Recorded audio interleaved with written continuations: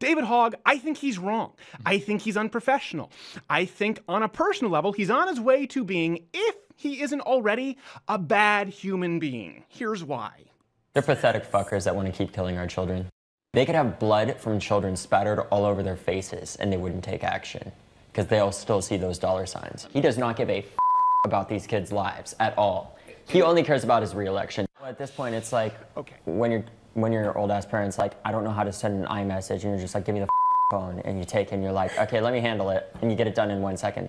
Sadly, that's what we have to do with our government, because our parents don't know how to use a democracy, so we have. Exploitation of youth, by the way, for political gain is not a new thing. Yes. Context. Hitler Youth was a thing. Now, just to be clear, it's an example of politicization of children. I am not comparing David Hogg to Hitler Youth at all. No comparison other than the hand and the armband thing. That's the only thing, but it's incidental. And the gun control. That's the likely socialism. And the overall demure stature with distinct lack of jawline and general malfeasance, but no more comparisons to Hitler. Nine more comparisons.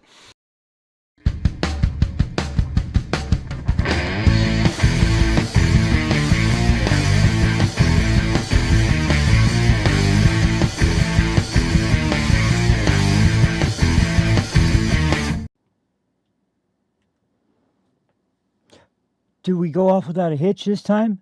Yes, we did. My camera's running. It looks like the audio is working fine.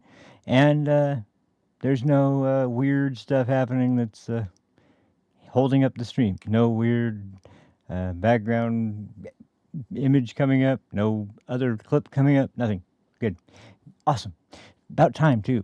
So, thank you. Welcome. Hello, Eddie Madison. I didn't even know you went to Orlando, Florida. I'm glad to hear that you're back. So glad to hear you went down. That must have been fun. I've never been to Florida.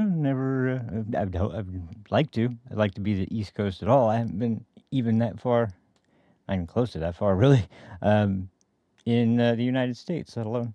And I was, judging from, me, Mr. The Celt, I was really interested in going to Ireland, but let's say some information has come out that makes me a little bit doubtful. Unless Conor McGregor actually gets kind of into the political scene there and actually manages to bring about some changes to their government, and maybe he could help with the Rosie situation, because according to, in case you haven't heard, Rosie O'Donnell fled in her life because. I'm doing pretty good, finally, after this week. It sucked. I'll go over that in a second. But in case you haven't heard, Rosie O'Donnell fled in fear of her life, and her apparently non-binary child, which, of course, Rosie O'Donnell has a non-binary child. Of course she does. Who would have guessed? But she fled before he even was inaugurated, because, of course, she did. And she, of course, mentioned she spoke about it with her therapist. Of course, once again, of course she did. But anyway, she claims that she was welcomed with open arms. I would imagine that was from all the illegal immigrants that have been flooding Ireland, just like they were flooding the United States and flooding Britain and flooding all of Europe. Because it sounds like with a lot of the Irish people, they were like, what the hell, why is she here? We don't want her here. We don't like her. There was a few man on the street interviews from different outlets that were talking about that, and the Irish people weren't exactly jumping at the excitement that, yay, whoa, wow, Rosie O'Donnell. They're more like, why the hell is she here? So anyway, but I mean, I don't know where. I couldn't care less where, as long as if I did go, I'd be nowhere near there. But anyway, oh man, Disney World, huh? Nice. Yeah, man, I've never even been to Disneyland, although I will say, I've driven past Disneyland several times, but we never went. We went to, it used to be, I can't even remember the name of it. It became Six Flags, but I went to the Six Flags up here. It was, it used to be the, what was that? Like Discovery Zone or something, where there was, of course, the big attraction was the killer whale show, and I mean that was always fun. not getting covered in salt water. That wasn't always fun, but I mean, it was still fun getting splashed by the whales. But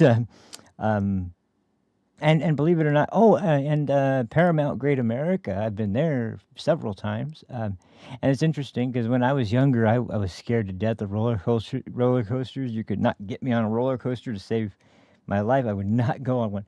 The last time I went on every single roller coaster there, and I had a blast. I loved it, but that was when I was obviously substantially older. But still, it was kind of just a sudden jolt to go from never being on anything to want to go on every single one we could go on, and at the time, Great America, they had a lot of stuff. They had one they had my favorite, Top Gun. It was one of the it was particularly really fast. It has just about every variety of like loop and like barrel roll type of spin on it. It's awesome. But then there's this other one where you're standing the whole time. There's another one where you're actually like face down. They strap you in, and you're kind of facing outward the whole time. That one was interesting.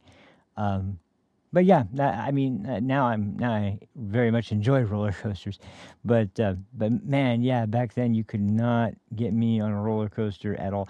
I think what did it was when we went to Six Flags after Discovery Zone. I swear to God or was that the name of like a kids theme park or kids like? I think that was that. Yeah, that was like I'm thinking of something totally different. Man, I can't remember. Marine World. That was what it was called. I remember now. Yeah. Even though they eventually changed the name to something much longer because it had, African animals. It had animals from like different areas of the world. So it wasn't just marine life. It was also just like a part zoo, part marine life, part all kinds of different animals. But I guess it was just not enough to make a profit. So when they merged with Six Flags, they had a name, and I think that was where I got confused because there's like Discovery World or like Six Flags Discovery Land or some shit like that. And I remember that was when I went, like when I was getting a little bit older, and I remember at that one, that was the first time because I was with my girlfriend at the time, and she convinced me to get on a roller coaster. She insisted, and I didn't want to look like a pussy, so I had to get on the roller coaster. And what I found was that, man, I loved it, but at that time I still am, but for some reason it doesn't affect me nearly as much anymore, except for in very specific circumstances. But at the time then, I got motion sickness really quick, and I remember I loved the ride, but it's like this. We went on it like twice or three times or something, and it was the last time I went on it, I was getting really motion sick, and I was like, oh man, that's why I can't go on like if you ever go to a theme park with the teacups where you spin. No. I one time I went on one of those, and I was with I don't remember who I was with. I know I was with family, but I don't remember who it was. But we were in the middle of the ride, and they were wanting to spin, and I was like, stop, and so they basically had to hold the thing in the middle to stop us from spinning the whole time, so I didn't throw up. Like I was so close. It was bad. Like it was really bad. So I never went on those ever again. Strangely though, what is it? What's it called? Is it the? No, it's not the tilt-a-whirl. That's the one that goes around in a circle and it goes up like this. And what is it? It's the one where you're on one of the arms and the arms spin, and then they go around in a circle, and you have this weird. God, I can't remember the name of it. It's like the egg beater or something like that. Like there's obviously multiple different names for it, but the most common one, I think it's the egg beater. I can't remember for sure. Anyway, that one doesn't do it for me, and it's strange, but I guess it's because the sensation of spinning as around in a circle specifically doesn't affect it as much as the wider arms that are spinning in a much larger round circle around the entire thing. so that you don't really ever get the sensation of spinning directly in the area you're in as severely as you do when you're on something like the teacup thing, because that's, oh man, that doesn't do it for me. But anyway, that's enough about rides. Just glad to hear you're back, Eddie. Good to hear that you had a fun trip, and glad to hear you back. You didn't miss much because I'll just let you know this week sucked. This week was an absolute nightmare. It was terrible. There's just to give a frame of reference. So I mentioned this on Monday because this is why I didn't do the show. I didn't know for sure that the guy, he's a family friend, kind of, or at least a friend of a family friend. So coming out to go under the house and check the plumbing, because now it was like the water, it wasn't sewage, so it wasn't, it wasn't like a nasty thing or anything. It was just water just leaking. And the water had been leaking significantly enough that one of the foundations of the house, which is wood, like a 4x4 wood plank that's attached to a big concrete slab, it was actually starting to sink into the mud, and it was getting real dangerous. So like this needed to be done like really bad. They had to get the water pumped out. They had to put new fresh or soil into the, or dirt or whatever, into that area, and then they had to obviously fix the plumbing. It finally got done, but then there was one other thing, because the cats, there's lots of cats in this area, like tons of strays and tons of house cats. And I swear to God, this drives me nuts, because when it gets to be mating season, I mean, it's annoying as all hell. And we just so happen to have, those grates around the edge of your house where they go kind of just ventilate the house underneath, where the lower, not like basement, but like underneath the house is. Ours all had kind of holes in them where the cats would go and hide underneath the house, or they would just go run under there, and then they would be loud as hell underneath the house, or they'd get into a fight underneath the house, or God knows what. And then of course we hear it loud as hell, and it's like we get worried if it's our cat, or we get worried what exactly is going on there. So he put in new metal plates so that none of them are getting under the house right now. I can say that for sure. Thank God. So that problem's solved. But after that, as I thought, okay, cool, now I'm ready. The first day I thought I was going to be able to come back, I was checking out. My PC has been acting very strange lately. Like the monitor has cut off and then cut back in, like after like 2 or 3 seconds, and it was kind of getting me concerned. And so I've been paying more attention to it than I normally would, and it turned out that because I have a liquid AIO that has a LCD screen on it that monitors the CPU temperature, and it was getting hot. It was getting really hot, and I was like, oh boy.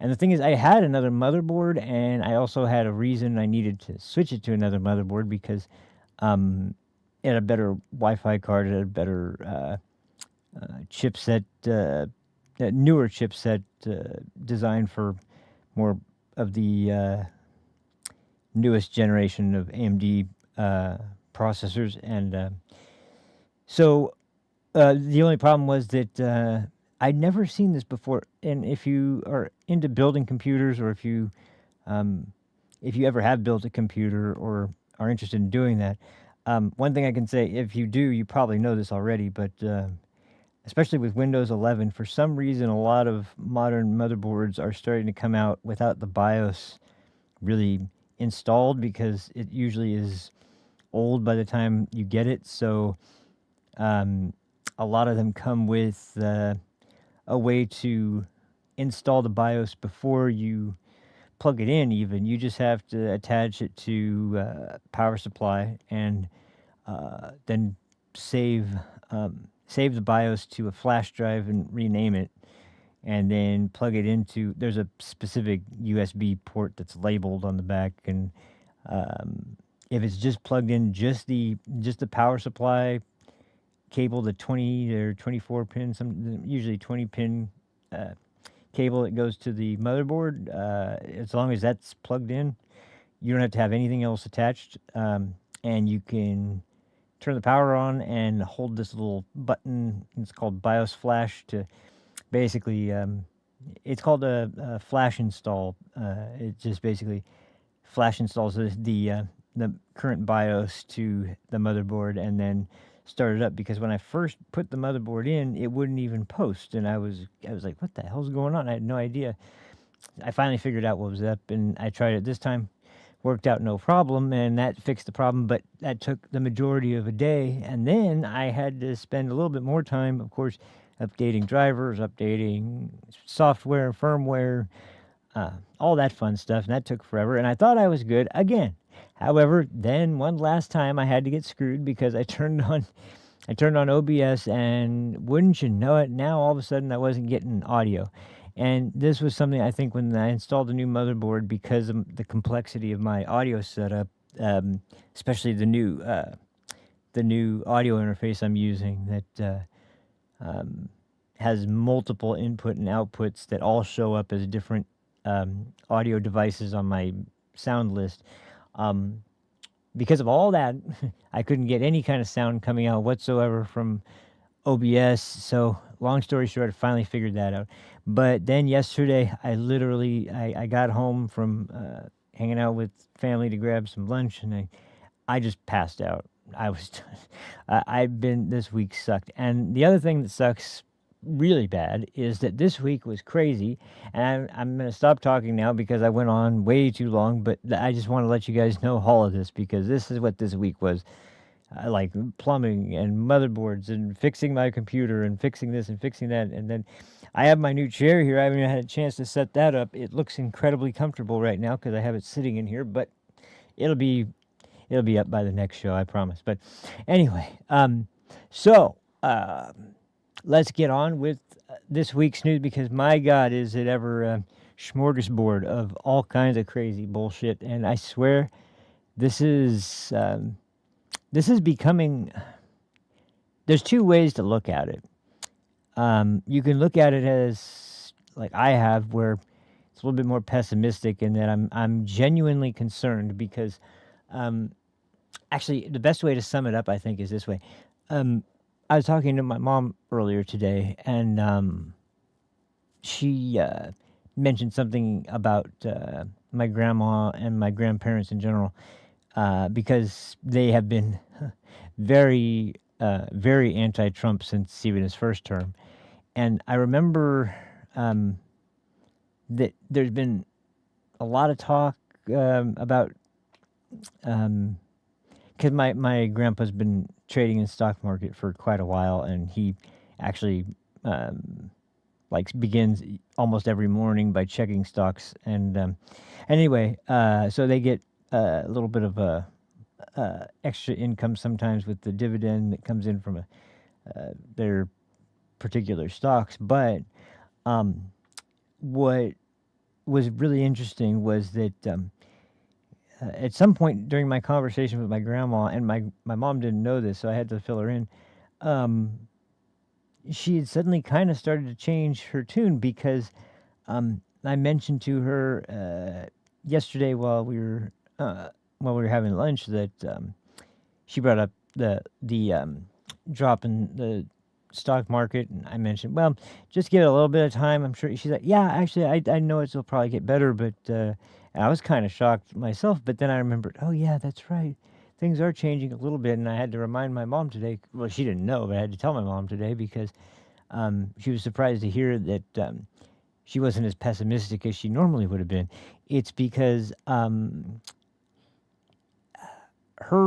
lot of her friends are the same. They are very TDS afflicted. Like they really are always thinking the worst when it comes to this administration. And they've gone into territory, and this is where my grandma would would not go, and I'm proud of her because she wouldn't. But it took this to kind of wake her up and make her realize what was actually happening. She's had friends of hers, several friends that have been people she'd known for a long, long time, who have all suddenly hinted at or brought up in joking situations where something about how I hope Trump gets assassinated or something, and she's been stunned. She was absolutely blown away by the fact that people she's known all her life, that she's known were good people, are wishing death upon the president. And I've tried to tell her, and she just didn't believe me, I guess, at the extremities of the left. And but when her friends started mentioning that, it really opened her eyes, and she noticed how close to home it was.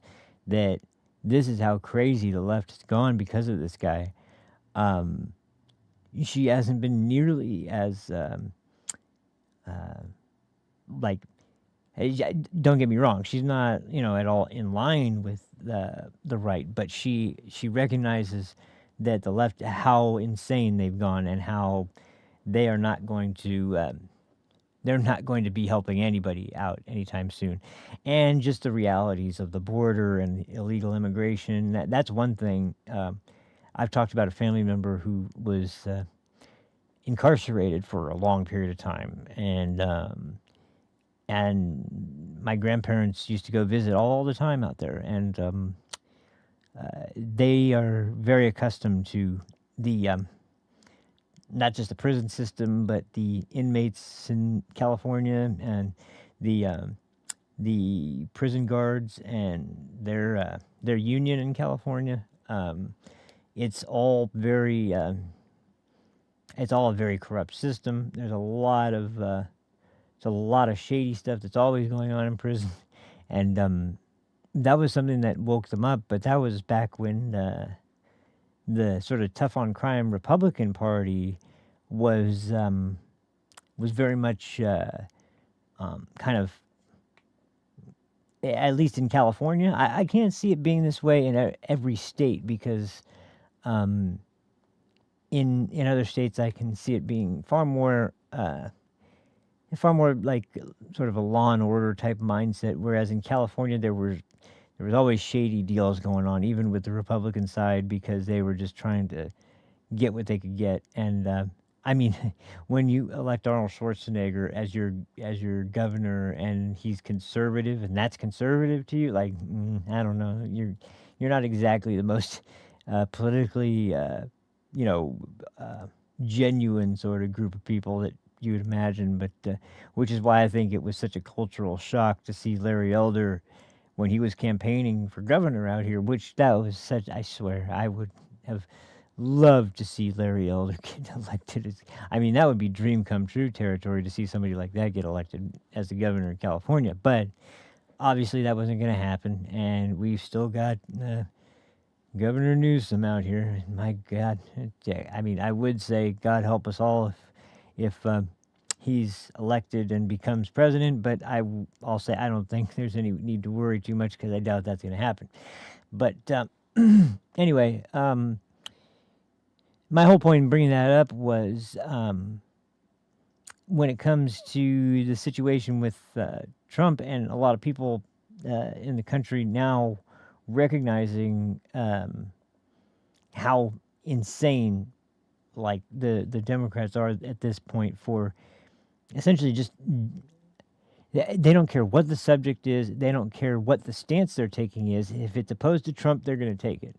They are so absolutely fixated on everything that is against Trump that they will take up, I think I've said this before.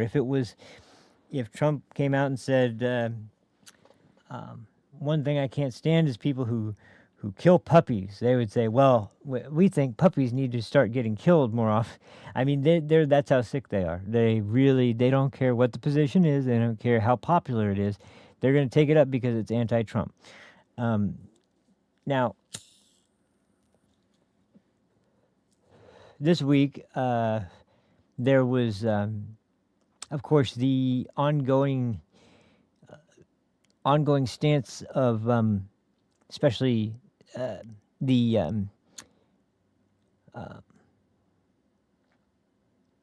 what would you Congress Democrats that are obsessed with the Maryland man, Mr. Abrego Garcia, who got sent back to El Salvador because he's an MS-13 member and he has a pretty serious record of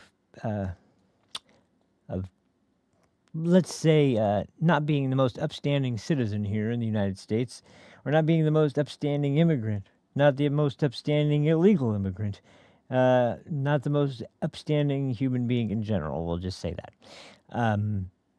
And for some reason, they have just latched on to this case. Now, if you're trying to make a wider case about immigration or about the deportations that you think is wrong, okay, fine, make that case. But this is not the person to hitch your wagon to, as far as the right one to use to make the case that that we need more due process for these. And as I've talked about before, it's not about due process, and it's not about the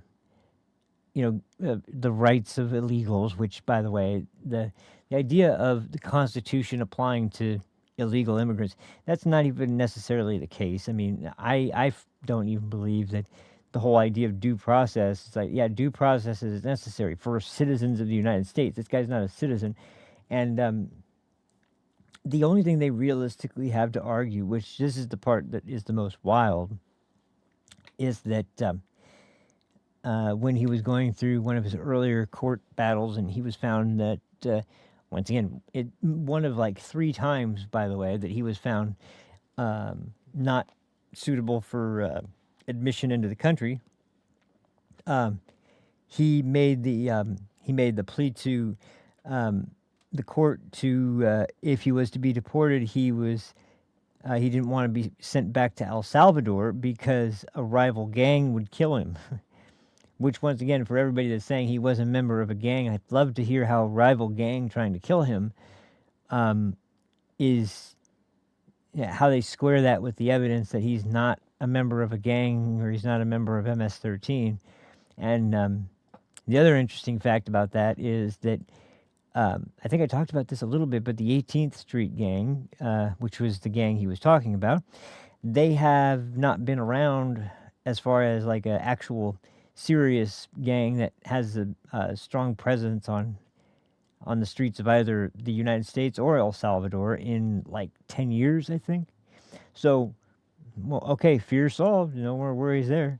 And even if that is the case, okay, so your only claim is that you didn't want to be deported to El Salvador. Okay. So they're going to bat for this guy, knowing that he's not supposed to be here, knowing that he's found, when he had the due process, by the way, he had the due process, and he was still found, he in fact had it multiple times. And this is why they know, well, hold on, I'll just finish the story.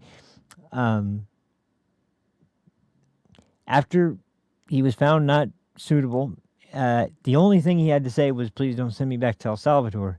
You could send me to, I guess they wanted him to be sent to a different country, but not El Salvador. Okay, fine. So if he was to be, quote unquote, returned, and the Trump administration, quote unquote, facilitated his return to the United States, he would just be deported again, and this time not to El Salvador, somewhere else. And that place would probably put him in prison immediately too, and nothing much would change, except we'd lose a lot of taxpayer money doing all this shit. So once again, and this is what really drives me nuts, because, well, we'll get to that when we get to the clips, but going back to what I was stating before, this defense is so absolutely despicable that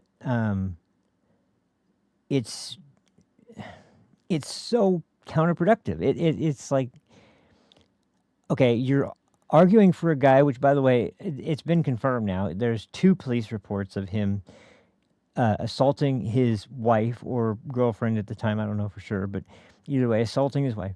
There's multiple instances that were mentioned of him hanging out with other MS-13, confirmed MS-13 members, which you don't hang out with MS-13 unless you're part of MS-13 or looking to be part of MS-13, which, by the way, I've heard, there was a story of a guy who was asked to give a ride to this girl he met at a party and some of her friends who were all MS-13 members. And of course, along the way, they pull a gun on him, tell him to pull over. He begs for them to take the car. That's not enough. They shoot him in the head. They steal all his stuff. Then they get in the car and then they drive away. So it wasn't enough that they just took his car. They had to kill him first, of course. This guy had no gang affiliations. He wasn't a bad kid at all. He actually was going to school, and I don't know if he had a job or not, but he was at least, he wasn't ever causing any trouble. He had no record for sure. But they just do that anyway. I don't know why, but that's what kind of people they are. And that's the thing you got to understand with monsters like this. These aren't people that are people. They look like people, but they have no rhyme or reason why they feel like they have to do this, except for maybe you could make the argument that it gives them higher status in the gang that they're in. But if that's the case that is being made, there's not really much you can say that would make it feel,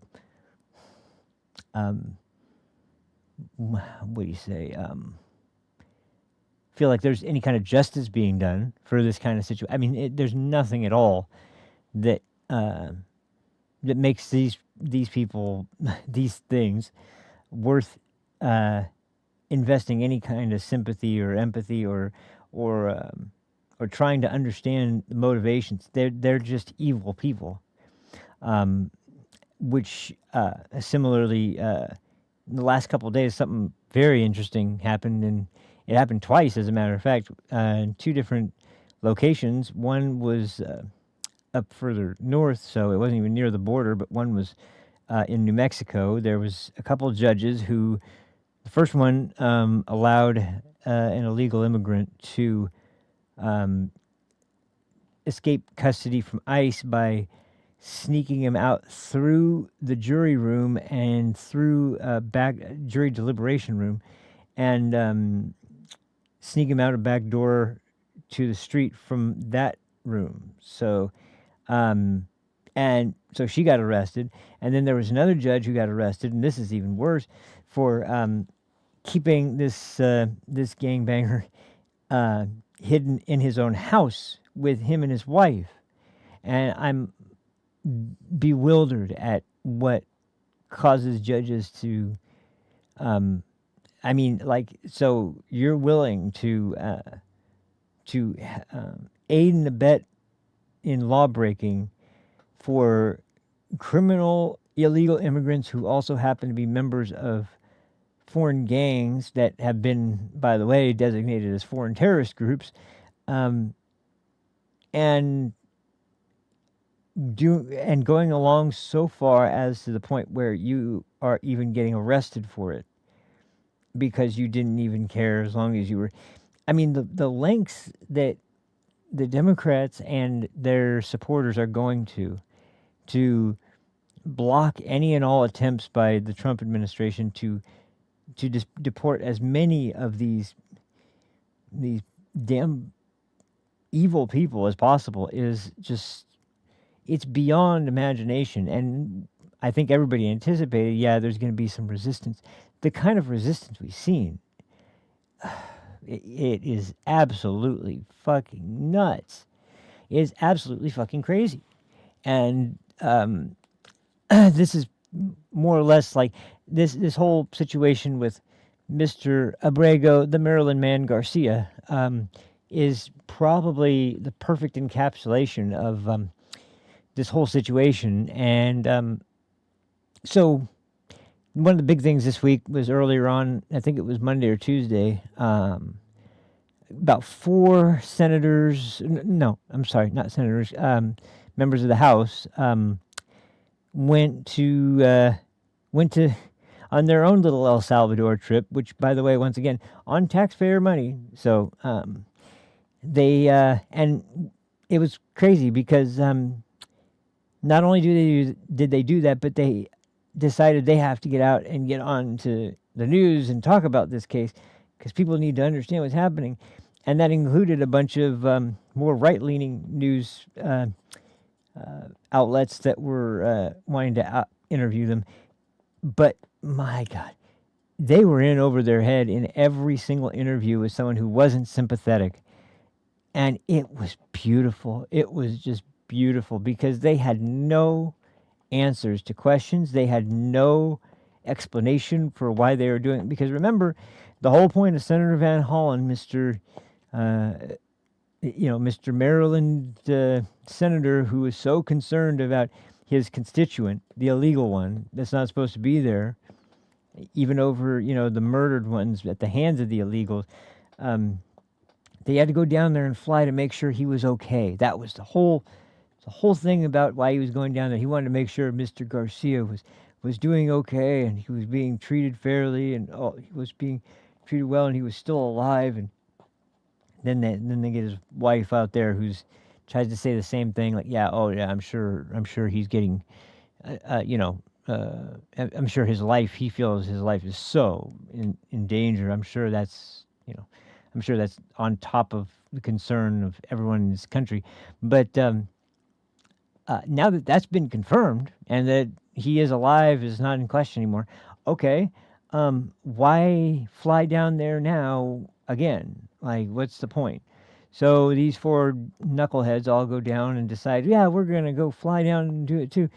And like I said, they were questioned about this, and their responses are so incredibly ridiculous that it's mind-boggling. But I've got a handful of those to go through because I think this is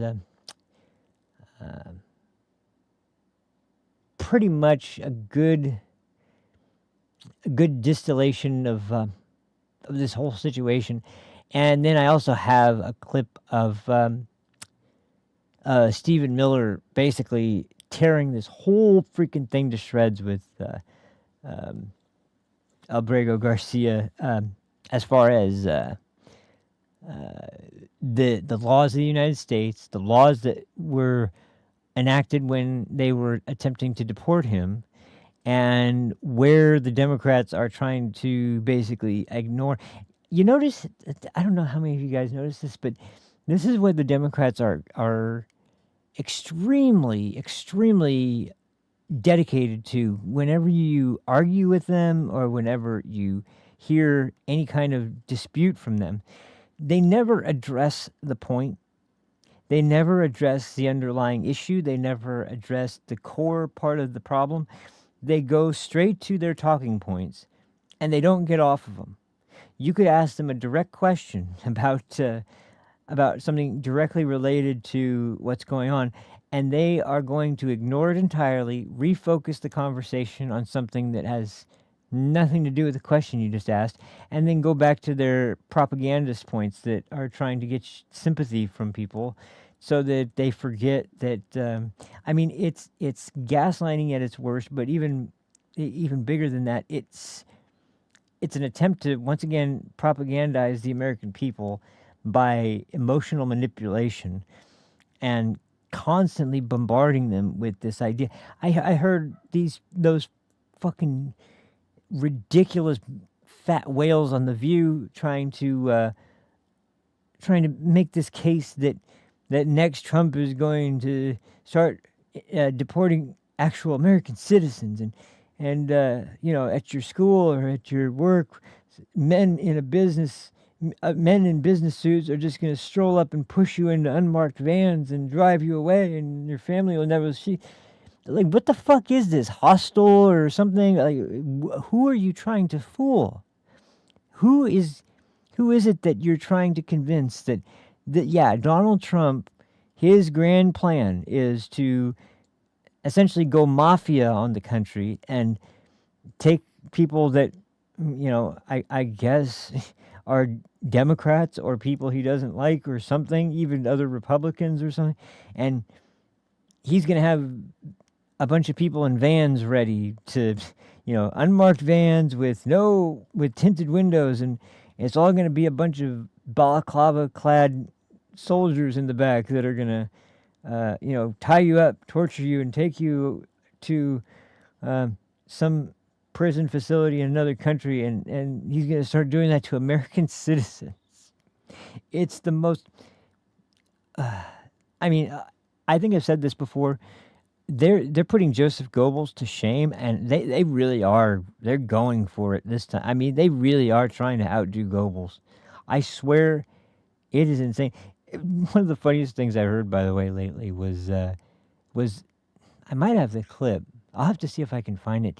But to summarize the best I can, somebody was talking about how ironic it was that. Because they were talking about how the Democrats sounded like Joseph Goebbels, and he'd be, spinning in his grave at hearing what the Democrats are saying right now.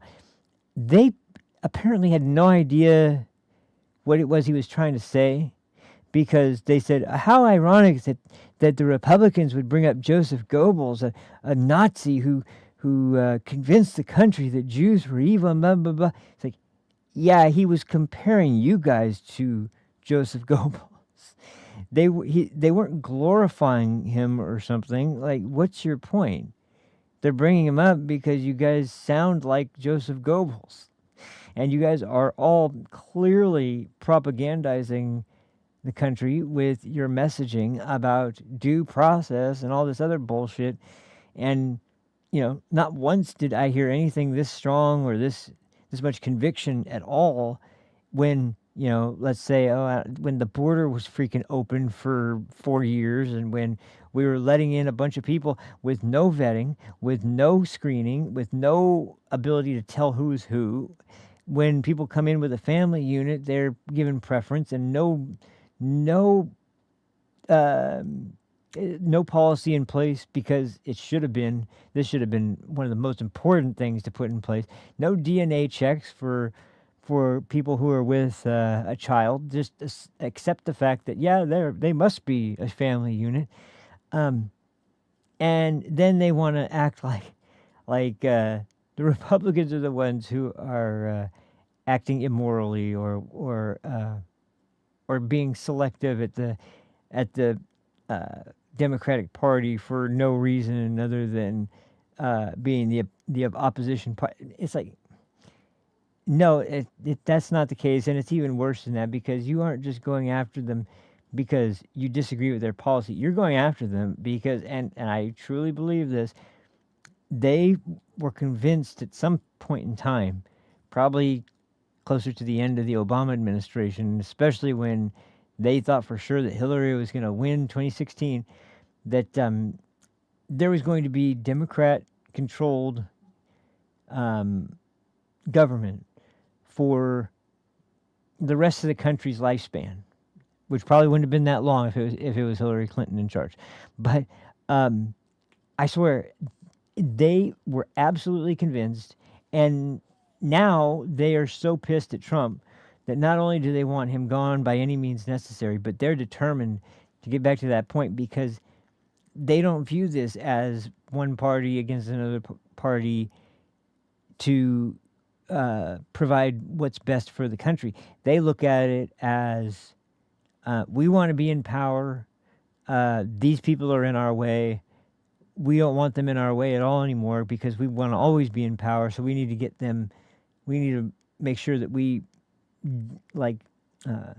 smear their name and have them viewed in the most negative light possible by the American people for as long as possible, so that we continue to get more Democrats voted in, and ensure that, because I've already discussed this, when they are in power, there's not one person on their side that will ever vote against any bill or any resolution or any kind of policy or anything like that. There's not going to be one that's ever going to vote opposite the party, whereas that's the strength and a weakness for the Republican Party that, yeah, there's a wide enough group of diversity of thought and opinion and interpretation of law and uh, and genuine belief in what's best for the country that sometimes they disagree and they have to hash that out. They don't have the same issue where if Nancy Pelosi or Hakeem Jeffries or now that they're leaderless, I really don't know who it is that gives marching orders. I would assume that it's essentially still the people that are in charge, but I think it's more about the people that are controlling them, because once again, the heads of the party that we see are not in any way really, and most likely, the people that actually control the overall direction that the Democrat Party is attempting to go in. And we'll see that with the second story we're talking about today. But as far as this first one goes, the idea of illegal immigration, I mean, John Fetterman himself said it on Joe Rogan when posed the question, what other possible rationale could the Democrats have when you've allowed in millions, over 10 million. People are starting to admit now that it looks more like under the Biden administration combined with known gotaways and unknown gotaways, which have to be basically estimated, that we're looking at closer to 15 to 20 million illegals that entered the country, not the more conservative numbers like 8 million to 10 million that was talked about for so long. Because it's just becoming clearer and clearer as time goes on, and as we start to discover, like, no, there's these people are not here. And then, yet on top of that, how many illegals were here before the administration took office? And you're in a situation where you really are, like, you're going to be confused and you're going to be completely dumbfounded at the fact that these people are out of their mind, and they had no idea, nor do they really seem to care what the negative consequences were going to be of these policies, of this open border, of illegals being let in, not to mention the idea that, okay, let's let them vote. And then taking measures like, once again, to go back to John Fetterman, like being posed the question of why they let these people in, and at the same time, oppose voter ID, oppose asking if you're a citizen in the United States Census, oppose ballot harvesting, oppose like any kind of voter control, or voter protection measures, essentially, to where you're actually controlling the flow to make sure that it's only voters that can vote and not illegals. Why else would you be taking those two stances at the same time? And is there any other explanation other than you wanted illegals to vote because you were of the belief that they were going to help you electorally get in power? And he said, no, I can't think of any other real reason. And it's true, because there isn't really any other obvious or even reason that, if you deep dive think about it, that you can come up with. At least I've never heard anybody make it, as to why someone would do that and actually have some sort of sound, honest, and reasonable sounding objective behind why you would actually take that stance. And now that they're all in the country, when they were mass brought in by a border patrol that was overwhelmed, that couldn't even keep track of the people they were letting in, they couldn't even fucking, they could do barely anything except for get very limited amounts of data on who they were and put that into a file, and God knows where it is. Thank God Tom Homan is as dedicated to as he is with this situation. But the point is that now that they're trying to get rid of as many illegal immigrants as possible, they're crying due process. They're crying, no, they need to have their day in court. And the reason they're doing it is obvious. There's so many people, so few courts, so few immigration courts, and so few judges that are prepared to adjudicate those cases, that they know that with Trump's limited term, there's no way in hell that he could even come close to deporting all of them if they had to all be run through, which, by the way, once again, I don't understand the argument. If you're here and you lied to get in, or you're here and you don't have a legitimate claim for asylum, which should be fairly easy to deduce, is your country actually in any situation where you could be in danger based on a civil war or something like a policy by the government that is targeting you as a minority of a religious group or something like that? Like, you don't need a full judicial process to go through those questions. And on top of that, like, suppose there was some reason why you did have to have this process. The process shouldn't be that difficult because ultimately you crossed illegally.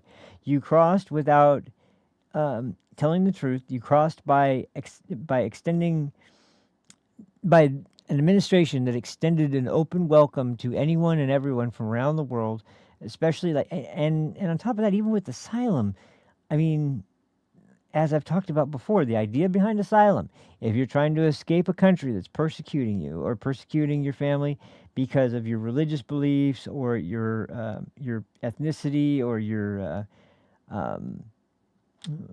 racial status, or if your country is in a civil war or in some kind of great humanitarian crisis where there's serious danger to citizens based on immediate threats from an armed militia or something along those lines. Okay, you can flee, but once you get out of that country, it's assumed that you've escaped the persecution. And that's why, why do you need to go all the way here, though? Because if you came from China, or you came from Brazil, or you came from, these are places that are surrounded by other countries, and you could have stopped in any number of countries, but you didn't because you wanted to come to the United States. That's not why we let people in based on a standard of asylum. That's not what asylum is for, period. So once again, this shouldn't be too difficult to find out where they came from, even if they are claiming asylum, and deport them. Because once again, and this is all just, on top of everything else, this is just a game. They know what happened. We all know what happened. They opened the borders to people that were coming in from Middle Eastern countries, from African countries, from China, from other Asian countries, from European countries, from Russia, there were people coming in from countries all over the place. None of them were coming here for asylum. Most of them weren't coming here for a better life. They were coming here because they knew the freaking border was open and they could get in. It's not that complicated. And yet they're trying to muddy the waters and make it seem all this like this huge big deal. Is so hard to decide something about. It's not. It's really not. And their attempts to make it more difficult just prove the whole point that, yeah, this has nothing to do with caring about any kind of humanitarian effort or anything like that. This is for one purpose and one purpose only, and that is to extend the voter base of Democrats. And maybe you could tack on the idea of redistricting, but even so, it's like there's not one reason that is lawful as to why these people should be here. So, and then you have all these. I can't believe the number of states that mayors or governors there are defying the orders of the administrative or of the executive branch to let them know when an illegal immigrant is in their jail or their prison. And because by law, they're supposed to let the administration know within 48 hours before they're planning to release them. And we found out over the years, oh, they've let people know like an hour or two before they were about to release them. And so by the time anyone from ICE gets down there, they've already let them go. And it's like, wow, okay. I mean, the games they're playing are insane, and all to keep the illegals here. But anyway, let's go. Let me see. Where's a good place to start? Probably not this one, because I can tell you, unfortunately, Jamie the Rat Raskin, he's been more aggressive in front of the cameras a lot more often than usual, because, man, if there's one person that can't contain their anger about anything, it's him. And he's a fucking scumbag. I'm sorry, but he is. He's an absolute scumbag. Let's see. Well, here, let's start here. This is a good place to start. We'll start with Senator Van Hollen and his little pity party tour that he's using as his propaganda to talk about why he's doing what he's doing and why he's so principled for doing. It's just a joke, but anyway. And then we'll go on to a video from Jason Smith, the chairman for the Ways and Means Committee in the Congress, and his thoughts on all the idiots that decided to fly down to El Salvador. So we'll start with the Van Hollen clip and how ridiculous he sounds whenever he's getting interviewed. This one's kind of short, too. It's only a couple minutes long, about 3 minutes. Yeah, 3 minutes. And I can't remember exactly what this is about, but I know it's about that in particular. Like it's about the trip in particular. So, yeah, we'll start with this, and then we'll move on from there. So, volume. Use that. The response from Republicans to your visit is that you care more to meet with Abrego Garcia than you do with Rachel Moore, who is the mother of a Maryland woman who died in your state. What is your response to that criticism specifically? Well, my response is that my heart goes out to the family of Rachel Moore. Then why didn't you call him? You fucking cocksucker. As I said at the time, my heart breaks for what happened to them. That should not happen to any family in America. And I'm very glad that a court of law convicted her killer and is going to punish her killer in a court of law. The reason we have courts of law are to punish the guilty, but also to make sure that those who have not committed crimes are not found guilty and arbitrarily detained. Now, President Trump says that nice some of Abrego Garcia's tattoos signify that he's a member of MS-13. In 2019, police alleged a confidential informant claimed that Abrego Garcia was an active MS-13 member. His wife and his attorney deny that, of course. Can you say with absolute certainty that he is not, nor has he ever been a member of the MS-13 gang? And did you ask him point blank? Oh, this is great. Well, Dana, what Donald Trump is trying to do here is change the subject. The subject at hand. Oh my God! What a, see the irony there? He's trying to change the subject as he's changing the subject. God, this guy has no shame. That he and his administration are defying a court order to give Abrego. No, they're not, and I'm going to keep saying it, but no, they're not. I'll address that in just a second, but no, they're not. No, they're not. Garcia his due process rights. They are trying to litigate on social media what they should be doing in the courts. They need to put up or shut up in the courts. Let me tell you, and I decided to write this down so I could be absolutely accurate as to what Federal District Court Judge Zinnes said about these allegations by the Trump administration. Quote, no evidence linking Abrego Garcia to MS-13 or any terrorist activity has been presented to the court. That's where to litigate this. It's been litigated in many other places. So I'm not going to get into the details because the whole purpose of our court system is for them to adjudicate these things, not for Donald Trump to go off on social media. Yeah, you're right. They have not, there hasn't been a court hearing for them to put forward evidence in the first place, which is your whole point. But since you were the one person to have met with him, and since this is a thing, you say on social media, it's what we hear from Donald Trump and Republicans every day, all day long, you didn't ask him? Every day, all day long, yeah. I didn't ask him that because I know what his answer is. What he told me was he was sad and traumatized that he was being in prison because he has committed no crimes. Oh, yeah, man, no crimes, you know, except for apparently human trafficking and drug trafficking and assaulting his wife twice. And yeah, no, nothing questionable on his record. So I'll just say this now to get it out of the way, because you hear that from every single half-wit, stupid, ridiculous politician on the left that's going to come out and talk about this, that the Supreme Court ordered Donald Trump to bring them back. No, they didn't.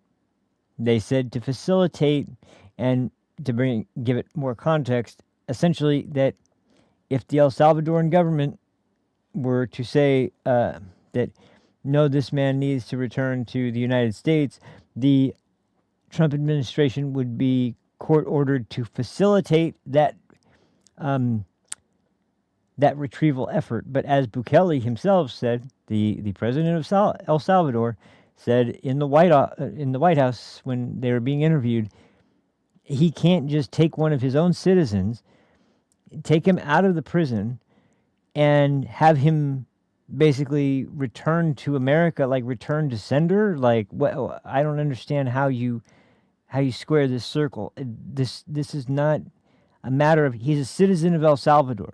He's not a citizen of America. He's been sitting in this country illegally for over a decade, and he's now, getting finally the just desserts he deserves. And now you want El Salvador to go along with the process, even though they're not bound in the slightest by any of our laws. They're not part of the United States. They don't abide by United States law. They have their own laws. And their laws say when someone's a gangbanger, they put him in prison. That's how he got El Salvador from a country that was one of the most dangerous places in the world to one that's one of the safest now in the world, because shock and awe, he decided when someone commits horrible crimes and is a member of a terrorist or gang organization, illegal organization, let's throw him in a supermax prison and throw away the fucking key, which is how you deal with organized crime. And it's something we used to believe in when we believed in law and order, but unfortunately, a bunch of Democrats in this country thought they found a new voting bloc, so they want them back, and they want every one of them to be here and feel welcome. And I'm sorry, but the American people don't feel that comfortable and don't feel that welcome in their own country when you let in a bunch of people who you treat, once again, like you treat better than our veterans, you treat better than our poor, you treat better than the minorities that you supposedly think deserve all these rights. And yet, if black people in poor neighborhoods don't get a meal because they all go to illegals first, well, so be it. I mean, what in the hell is your fucking problem? This is insane. And, well, I know what their problem is. They are incredibly... It's apparent as hell through this whole situation. They don't have anything at all they can say they've learned from the last election.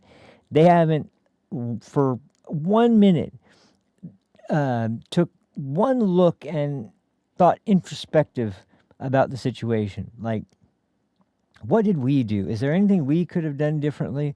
Is there anything we could have done that would have made... unless it's like, well, we should have let more people in or some shit like that. Like, just to come up with ways that they should have gone even further with what they did. That's the only thing that they seem to be capable of admitting, is that we should have done more to bring in more illegal people. Like, it's just ridiculous. And of course, they don't refer to it in these terms, but that's exactly what it is. It's the same reason why they stopped using illegal alien. It's the same reason why they stopped using illegal immigrant. They switched to undocumented immigrant or or which, by the way, when they repurpose the word migrant, which, by the way, this one's funny, and I heard this a while back. I didn't talk about it, but I thought it was interesting. Migrant actually refers to seasonal workers that are here with the consent of the United States to work certain jobs that are seasonal. And when it's the season to work those jobs, they are migrant workers, meaning they're from another country. They're here temporarily, legally, to do that job, and then they go back home. And there's nothing wrong with that situation. It's fine. But to repurpose the word and make it seem like that it's there's all these migrants here. No, they're illegal. They're illegal aliens. They're illegal immigrants. I don't care. Use either one, but either way, they're illegally here, so they're illegal. They're not undocumented. They're not. That makes it sound like someone forgot to do the paperwork. It's like, no, they're illegal. They're not supposed to be here. And when you, I just don't. It blows me away because crime after crime after crime, horrendous crimes. The guy that was harboring the illegal in his home with his wife, this judge, when they arrested him and the illegal immigrant, they went through the guy's phone.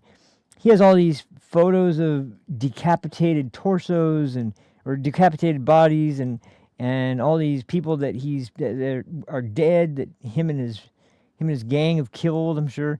And it's like they have that stuff. Why do they have that on their phone? Because they're proud of it. And like I said, these are animals. These are monsters. They're evil people. And this judge was harboring this guy who's got, it's like something out of a fucking, some kind of film about extreme corruption. Like, there's no way that this situation comes about in a society unless they've completely and totally lost any sense of right and wrong, or have been convinced. And this is where I hate what the Democrat Party has done. They've convinced people that there's no such thing as evil. And hey, Jay, what's up, man? Haven't seen you around. How you been? But yeah, they've convinced people that evil doesn't exist, and that people aren't really evil. They just are. No, some people. I'm sorry. Some people are just beyond redemption, beyond hope of rehabilitation or any kind of reform. They're just evil people.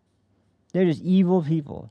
And I've seen a number of people that have been in the middle of huge scandals or huge court cases, massive amounts of trouble for certain things that they've done, and you could just take one look at what they've done and you wonder how someone is even capable of doing that.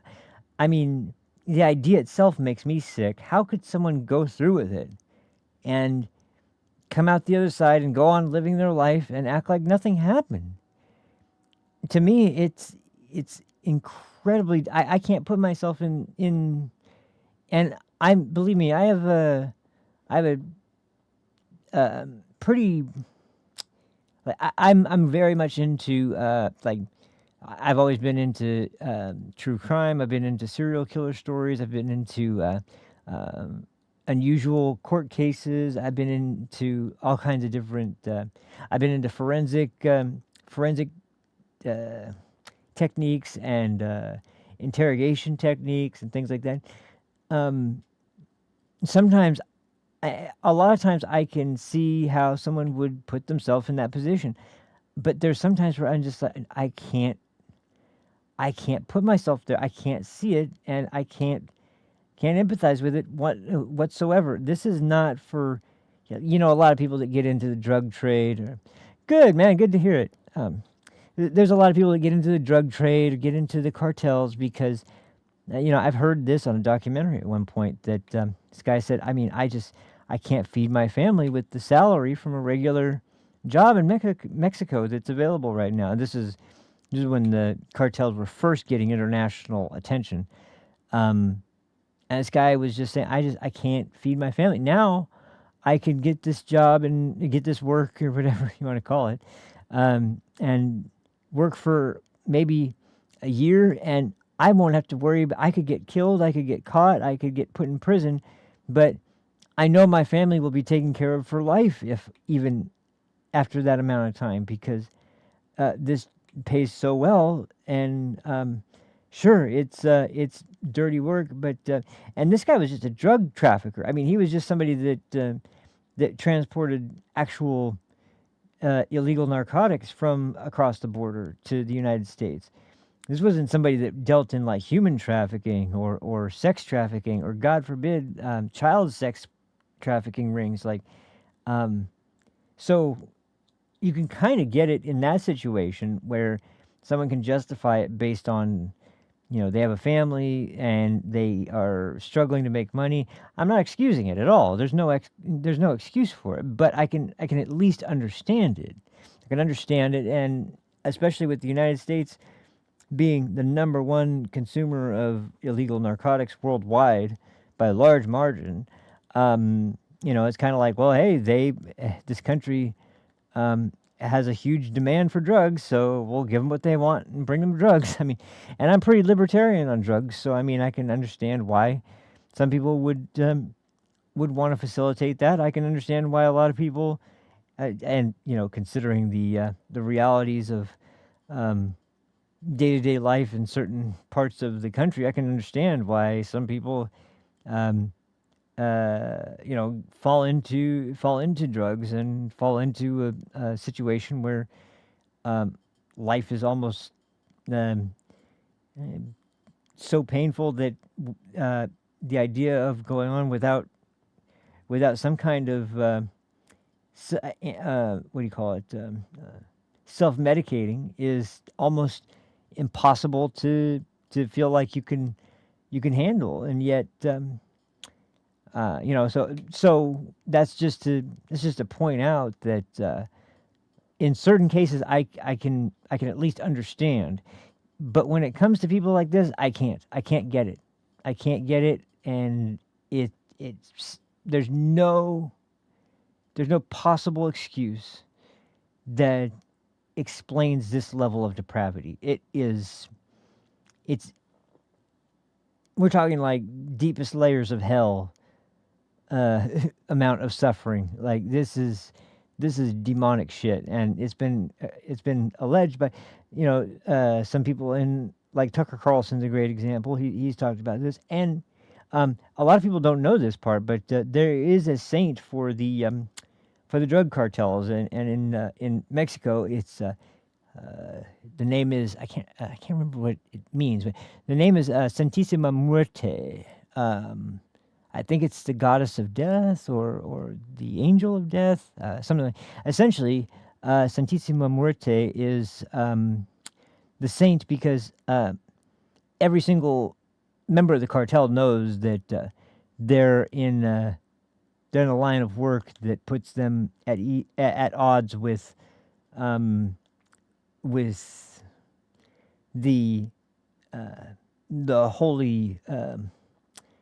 holy deities of different religions, from especially from the Hispanic world, and that in their minds they can never be forgiven, which according to Western beliefs like Christianity, you can always be forgiven, because that's God's forgiveness, not the forgiveness that can be bestowed by anyone on earth. But the point is that in their faith, they feel like they are incapable of being forgiven for their sins, and so they adopted Santísima Muerte as their saint, as someone who, as a person who is involved in what is essentially a death cult, to grant them protection in life and in the afterlife, as their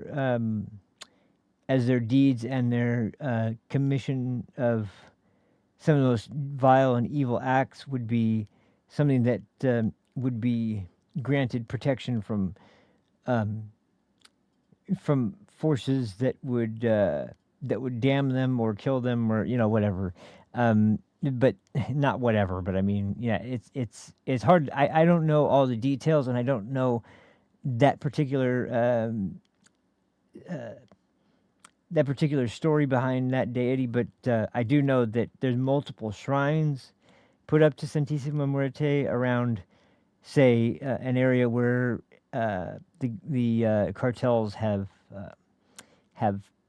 just executed a bunch of people, or where there was a scene of a torture or murder or something along those lines, and they'll put up shrines to Santissima Muerte in those locations, and they're found after the fact, and it's been concluded, and this is something that members of the cartel that have been captured and incarcerated have talked about. So it's not just something that was discussed by people speculating. This is actually their beliefs, and it does make sense, although it's still incredibly depraved and insane to think that that's how barbaric they have become. But when you see their work, it's not that hard to understand. But anyway, so now that we've heard our first loon of the day, oh,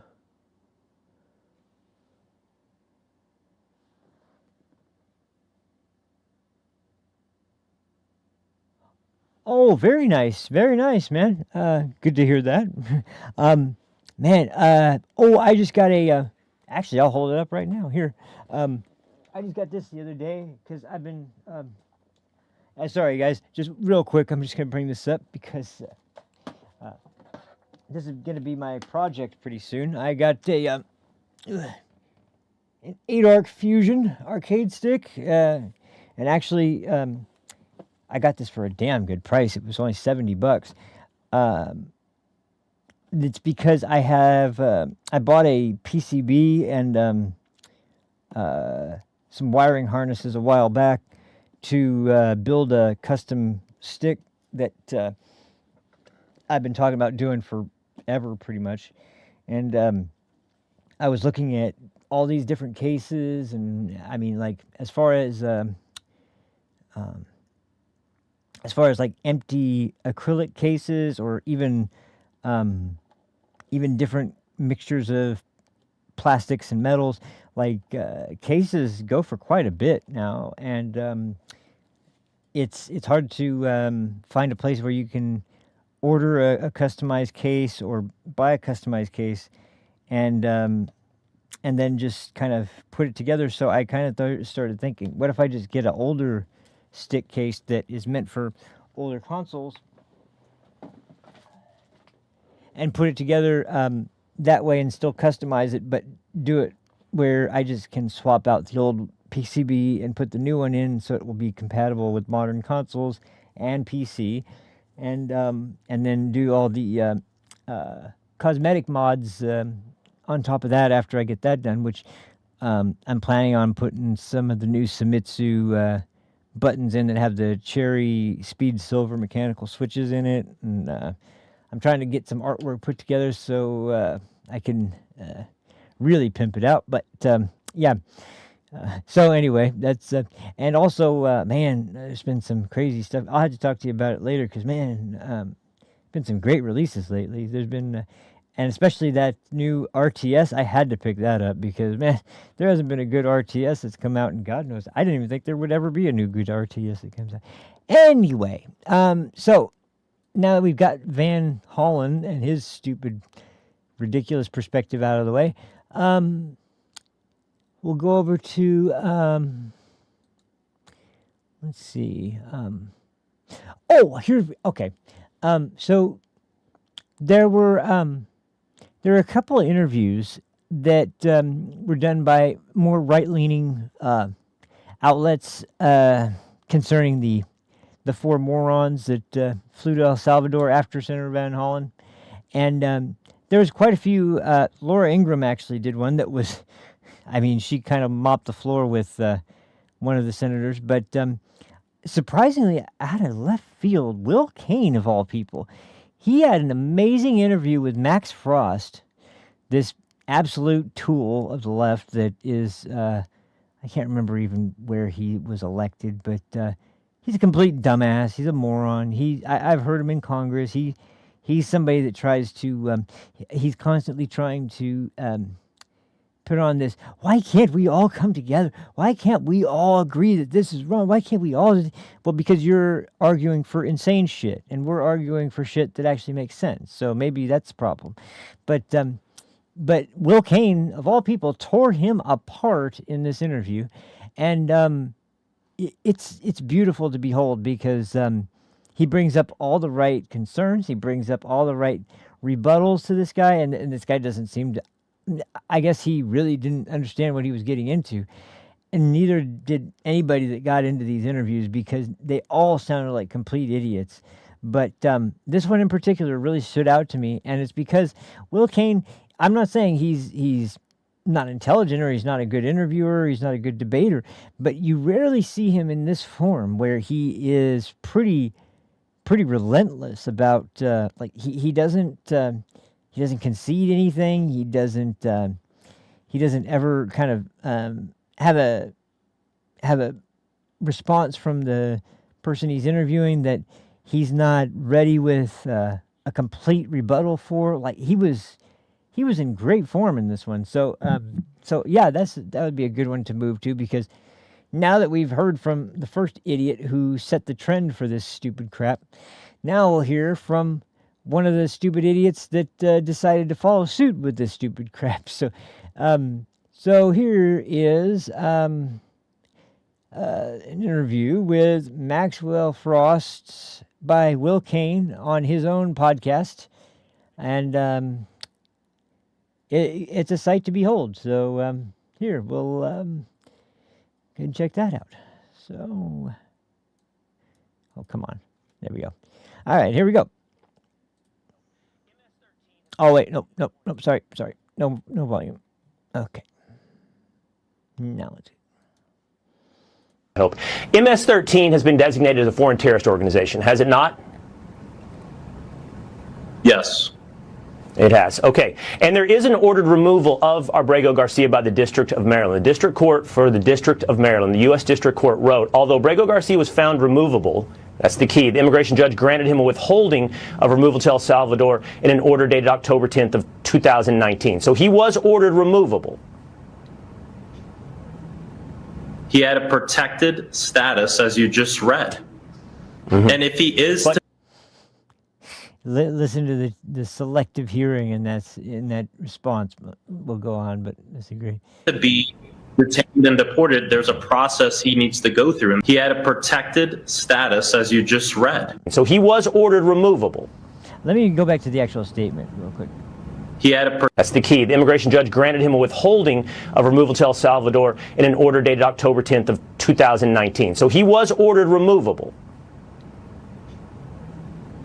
He had a protected status, as you just read. 6 years And if ago. he is to be detained and deported, there's a process he needs to go through. And that's the whole situation here. I'm not here to litigate even a very specific person. I'm here to talk about the fact that he... That's the line that they were using over and over again. This isn't about an individual person.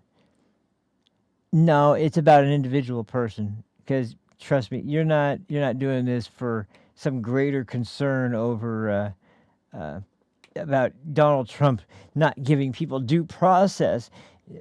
You're there because you had one of your precious illegal immigrants deported, and this is the one case because there was some murky circumstances behind the case and because there was one major mistake that was made by the Trump administration.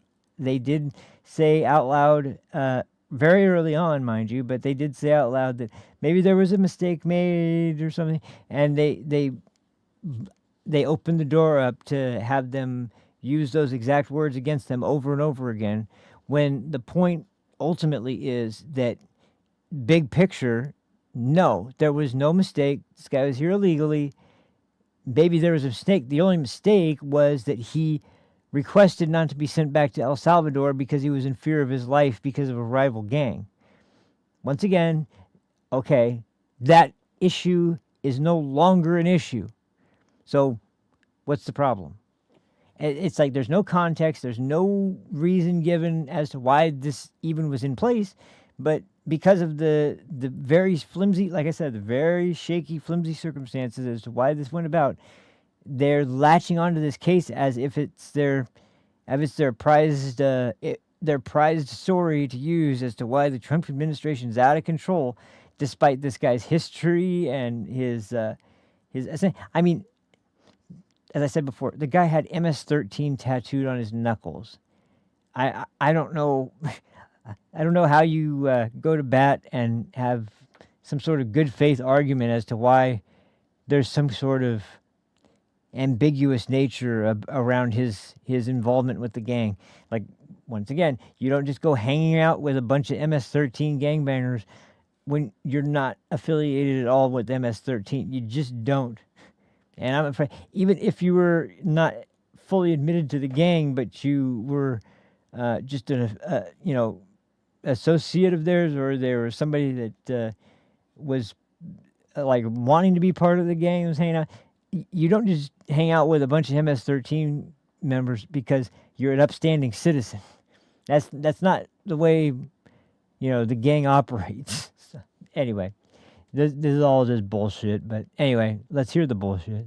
Represents a very big problem with this administration, that they have no problem scooping somebody up based on tattoos and vibes and sending them to a foreign country's prison. And then we have the commander talking about sending homegrowns next. And so for me, and this is where we need to go, Congressman. This suggestion of you that you have made on several occasions now, that he is going to deport, that Donald Trump has a desire to deport anyone, homegrown American citizens, is the point of our conversation. Because the walk that we just went through together is, at least to some measure, an element of due process. We just established together that Abrego Garcia is, at a minimum, not an American citizen. He has been removed from the United States by a court order, which was then withheld, to your point, but he was ordered removable. The same courts found that he was a gang member of MS-13. MS-13 is a foreign terrorist designated organization. Those elements, without litigating each, hold on real quick, without litigating each and every one of those details, what would seem clear, Congressman? In court, allegations doesn't mean truth. Without litigating that, once again, which a court has litigated, Congressman. Forgive me for 1 second. The point is, he's not anyone. He's not an average American citizen. He's not someone watching from home. He is an illegal alien. He is an alleged gang member of a foreign terrorist designated organization, and he was ordered removed. That would seem a level of elements of due process certainly distinguishes him from the average American citizen, and you are making a very scary argument to Americans today. You are suggesting to Americans, if he can remove this man, the details of which we just walked through, you're suggesting he can remove you. And that seems a pretty far cry from reality. Yeah, it does, doesn't it? Oh, man, Will, geez. I would have done more, but that was the only clip I could find of the interview. But, man, like, what more do you need? Because, honestly, like, he's just going to use more weasel words and more flimsy arguments to try and say that and this whole concept, you notice the ultimate pitch here is that they do this all the time. They do this with Putin and Ukraine. They do this with Donald Trump. They do this with so many different people. Like with Putin and Ukraine, it's like, well, if there's a peace settlement in Ukraine where we give him Crimea, even though he illegally took the territory, then he's just going to see that as a license to take the rest of Ukraine, and then probably the rest of Europe. Really? Really? That's your argument, is that, like, because I mean, call me crazy, but I mean, the regions that Russia has held for quite a while seem to have become pretty solidly under their control, and also there hasn't been really any expansion. So what are you saying, that they're just doing that as a ruse to get people to let their guard down? And then with the Trump thing, it's like, okay, so he's using this case, which is a guy who, however murky the judge made that, which once again, with the way the judges are, God only knows what kind of judge this guy was, if he's an activist judge, if he's a judge that was put there by a bunch of lunatics like Dick Durbin and then the Democrat-controlled Judiciary Committee.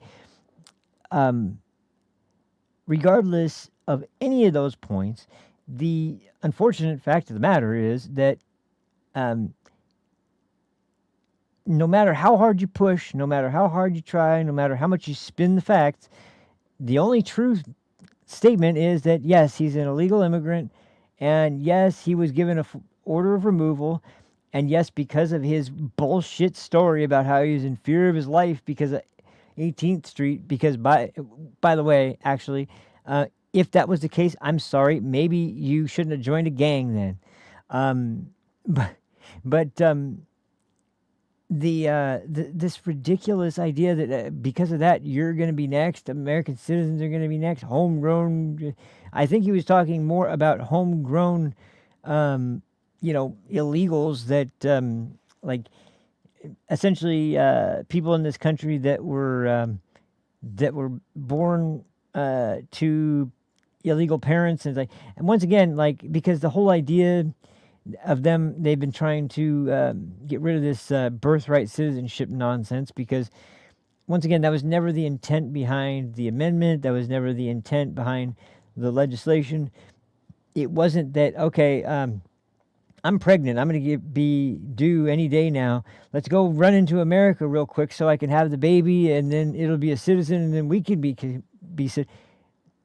that was never the intent behind the amendment. And so the idea that they keep fighting over this is so absolutely ridiculous. Like, okay, you want to have your child and stay with your child, and you don't want them separated from their parents, fine. Have the child wherever you're going to have the child, but go back to your home country like any American would if they happen to be pregnant and overseas.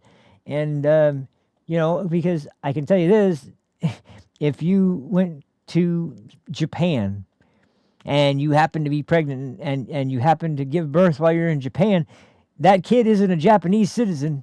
Sorry. And no American would do that and be like, oh, but now my child is here, but I should be a citizen here too.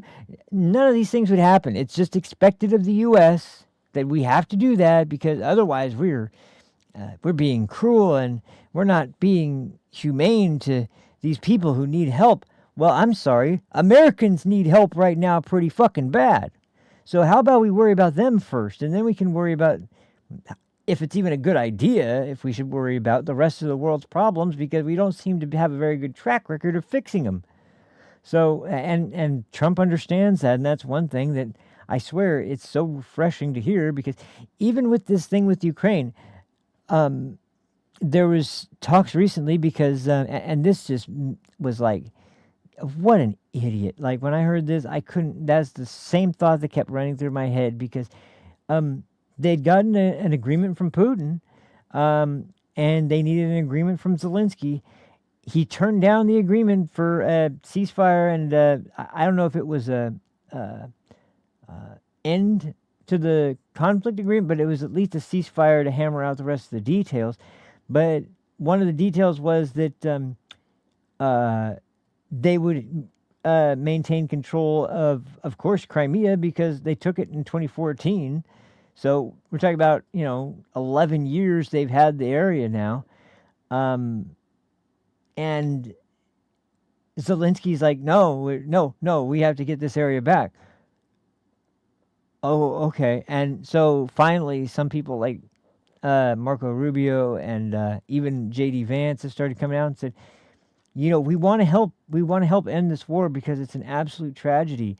But it's their countries, and it's between Putin and Zelensky, and we're trying to do the best we can. But we have serious issues in the United States we have to deal with, and we can't keep flying back and forth from the United States to Kiev and to potentially Russia and different European countries, and we can't keep flying back and forth and coming back to America and then flying back if we're going to get ridiculous responses like this when, as Trump said, you guys don't have the cards, and in this situation, they don't. I don't know how they're expecting Russia to just go like, okay, yeah, sure, we'll pack up and leave. When, once again, as I've said before, this seems like the whole point behind the invasion in the first place. They have Crimea, but they don't have any kind of way to reach Crimea from Russia except for by naval vessel or by air travel. So, because there's no land route that goes from Russia to Crimea that doesn't go through Ukrainian territory. And it seemed like the whole goal of this invasion, especially after the initial invasion of some of the, or at least after some of the initial shelling of the populated areas, the whole purpose has been to secure the land bridge between Russia and Crimea, because the Black Sea Fleet, which is Russia's strongest military naval fleet, it's docked at the port in Crimea, and obviously that's something that Putin wants because it's a highly strategic value to the country of Russia to have access to their strongest naval fleet, obviously. So the idea that a territory that they've had under firm control for over 11 years is now something that Ukraine is going to hold out on as if they have some sort of claim to it now, after they've barely been able to defend their own territory, let alone they haven't been able to make any headways into any of the Russian-controlled territories, and not to mention the idea that Russia was coming to take this city and this area and that area. Well, that hasn't really held up to scrutiny when it comes to the map. If you look at it now, and as far as the areas controlled by Russia and the areas controlled by Ukraine, this constant hysteria that Russia is going to do exactly what the Nazis did in World War II. First of all, Russia is not Nazi Germany, and second of all, and I think it's a big reason why they always keep referencing Poland, because Poland was one of the first big moves by Hitler to kick off aggression from other countries, and it's also something that if Putin moved on Poland, that would cause a strong reaction from NATO and NATO-aligned countries, and there's no way in hell there wouldn't be a response. But that doesn't seem to be the goal at all. And on top of all of that, there's this unique history between Ukraine and Russia that's unlike anything else in the region. And to be honest, that's never taken into account when they discuss their supposed insights into what Putin is going to do next after he takes Ukraine. And the only thing that is seeming like it's going to make a difference and make things worse is if they keep doing what they're doing and posturing like they have some kind of serious ability to put up this bulwark to Putin's aggressive push to take their country. The only thing it's going to accomplish is having them all blown away. And if Zelensky ends up allowing his entire population to be destroyed and the entire country of Ukraine to essentially be destroyed entirely, and Ukraine be wiped off the map because of this one guy, I'm sorry, that guy is at least as culpable as Putin is, because he's had every opportunity, including right at the beginning when Boris Johnson flew down from Europe to the UK to tell Zelensky, no, don't sign this peace agreement. No, don't do that. It's so stupid. It's so stupid, and it's amazing how even now, what is it that you guys want us to do.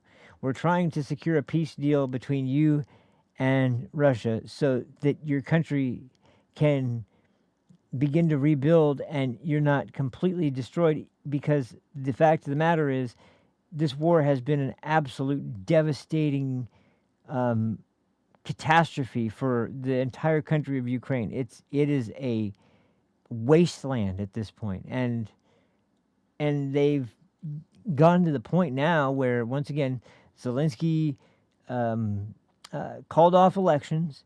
He's arrested opposition. He's arrested opposition party leaders. He's halted buses out of Ukraine that have young men on them, had them taken off the bus, forced into conscription, and put them on the front lines just to be butchered at the front. And he's continuing to do that. They're not going to have male population at all in very short order. Maybe that's his plan too. Maybe he wants all the Ukrainian women, so he wants to get all the males killed. I don't know.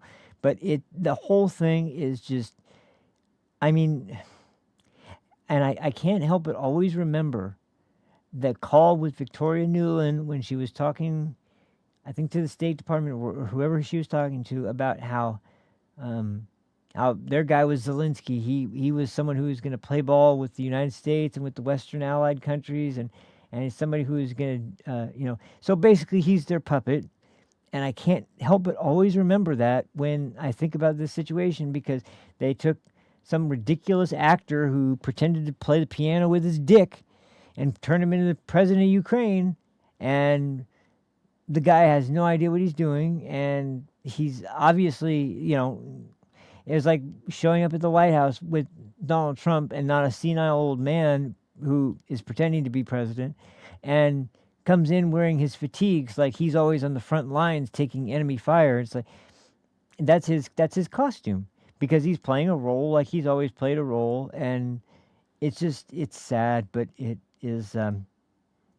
But anyway, the point was that they're finally hinting at the idea that, okay, if you're not going to accept any agreements and you're going to make ridiculous demands that we aren't going to be able to facilitate, because Russia is not going to they're not going to accept a peace deal if it means that you're demanding they give back Crimea. That's not going to happen.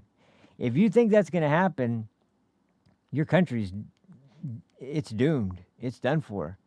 And there's only a certain point, because, I mean, Marco Rubio and J.D. Vance and Donald Trump even can't make that decision on behalf of the president of Ukraine, the so-called president of Ukraine. It has to be him that makes the decision. It has to be his signature on the paper. And if they can't convince him that you're going to get your country destroyed entirely unless you agree to accept that Russia controls Crimea, if you're not going to accept that, we've tried the best we can, and we can't keep trying. We have a serious crisis in America. We have a bunch of other situations going on around the world with other countries, with China, with our allied countries. We have a lot of work we need to do, and we can't keep coming down here while you twiddle your thumbs and wait for more American help to come. It's not coming. It's not coming anymore. And if you cared about your country, if you cared about your countrymen, if you cared about the country of Ukraine and it's saving itself from total and utter destruction, then you would accept the fact that you're going to have to accept losses, as everyone who's come out with the short end of the stick has in history. You're going to have to accept those and move on. Because if you don't, then that means the United States walks away from attempting to help you at all. You already pulled a stunt that was really, really over the top when you were in the White House. And yet Donald Trump consistently is somebody who, you don't think of this with Donald Trump, but when you look at his record, he gives people chance after chance after chance. He's made up with tons of people that have at one point been very negative in their opinion of him. He's been extremely gracious with the way that he treats other leaders, and so it takes a lot to get his ire, but even after the event in the White House, he certainly, I guarantee you, believed that we'll come to an agreement soon. We just have to let cooler heads prevail. But then they get to this, and once again, Zelensky's like like some bipolar ex-girlfriend, and it's like, no, we can't. Okay, you do the negotiations then, because we can't keep doing this. We want to help, but if you don't want our help, okay, we're gone then.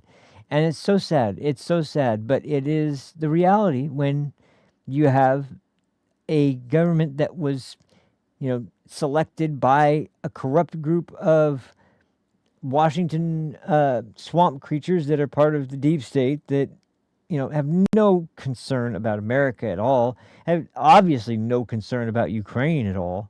And they just want somebody who's pro-America in the position of power in Ukraine, and that's it.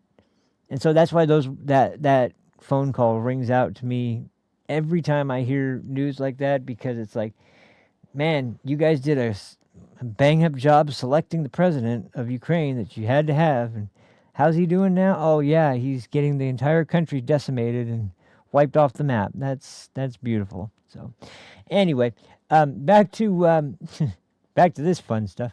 This is the last couple things to play on this. We've got, I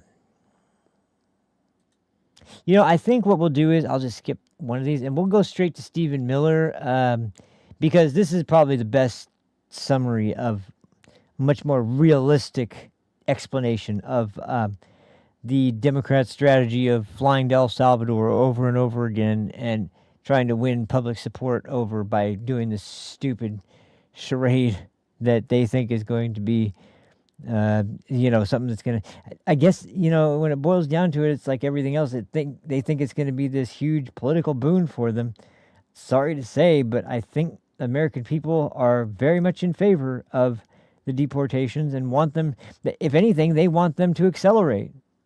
So you're not going to get any kind of public favor by arguing for this guy. But anyway, Stephen Miller here is going to explain that to Laura Ingraham, I think, on her show. And like I said, this was such another short clip. Got a lot of short clips today. Got a couple longer ones, but got a bunch of shorter ones today. This is another short one, but this is so well, just straight to the point, so well spoken, and shows you why Stephen Miller is.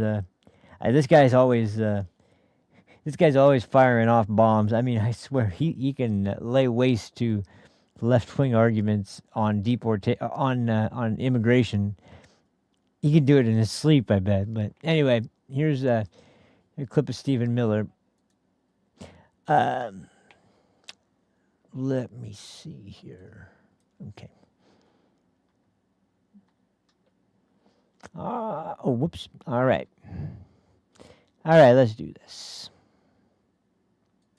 Got a little heated, but that's it. It's on live TV. Join me now, Stephen Miller, White House Deputy Chief of Staff. Stephen, your response. Hard to do these remotes with a little bit of a delay there, but I'm glad she came on. To hear the words rule of law come out of her mouth is so disturbing and appalling. She and her party presided over the mass invasion of America, 20 million illegal aliens coming into our country, stealing our jobs, stealing our tax benefits, committing crimes of rape, torture, and murder against American citizens that doesn't elicit even an ounce of empathy or sympathy from the pro-illegal alien gangster Democrat Party. She's also dead wrong about the Supreme Court ruling. They reversed the lower court and said the lower court cannot tell the president how to conduct the foreign policy of the United States. That was the 9-0 ruling. This illegal alien, who is a member of a foreign terrorist organization that has wreaked havoc across this country, MS-13, has received more due process than almost any American citizen who has been persecuted by their government over the last 4 years, who were jailed, imprisoned, and deplatformed by the Biden administration. We are watching the Democrat Party twist itself into knots to give every illegal alien terrorist and MS-13 and trained Air Wagwa more process, more court time, more intervention than any innocent American citizen has ever received. It turns my stomach. Americans want these terrorists the hell out of our country.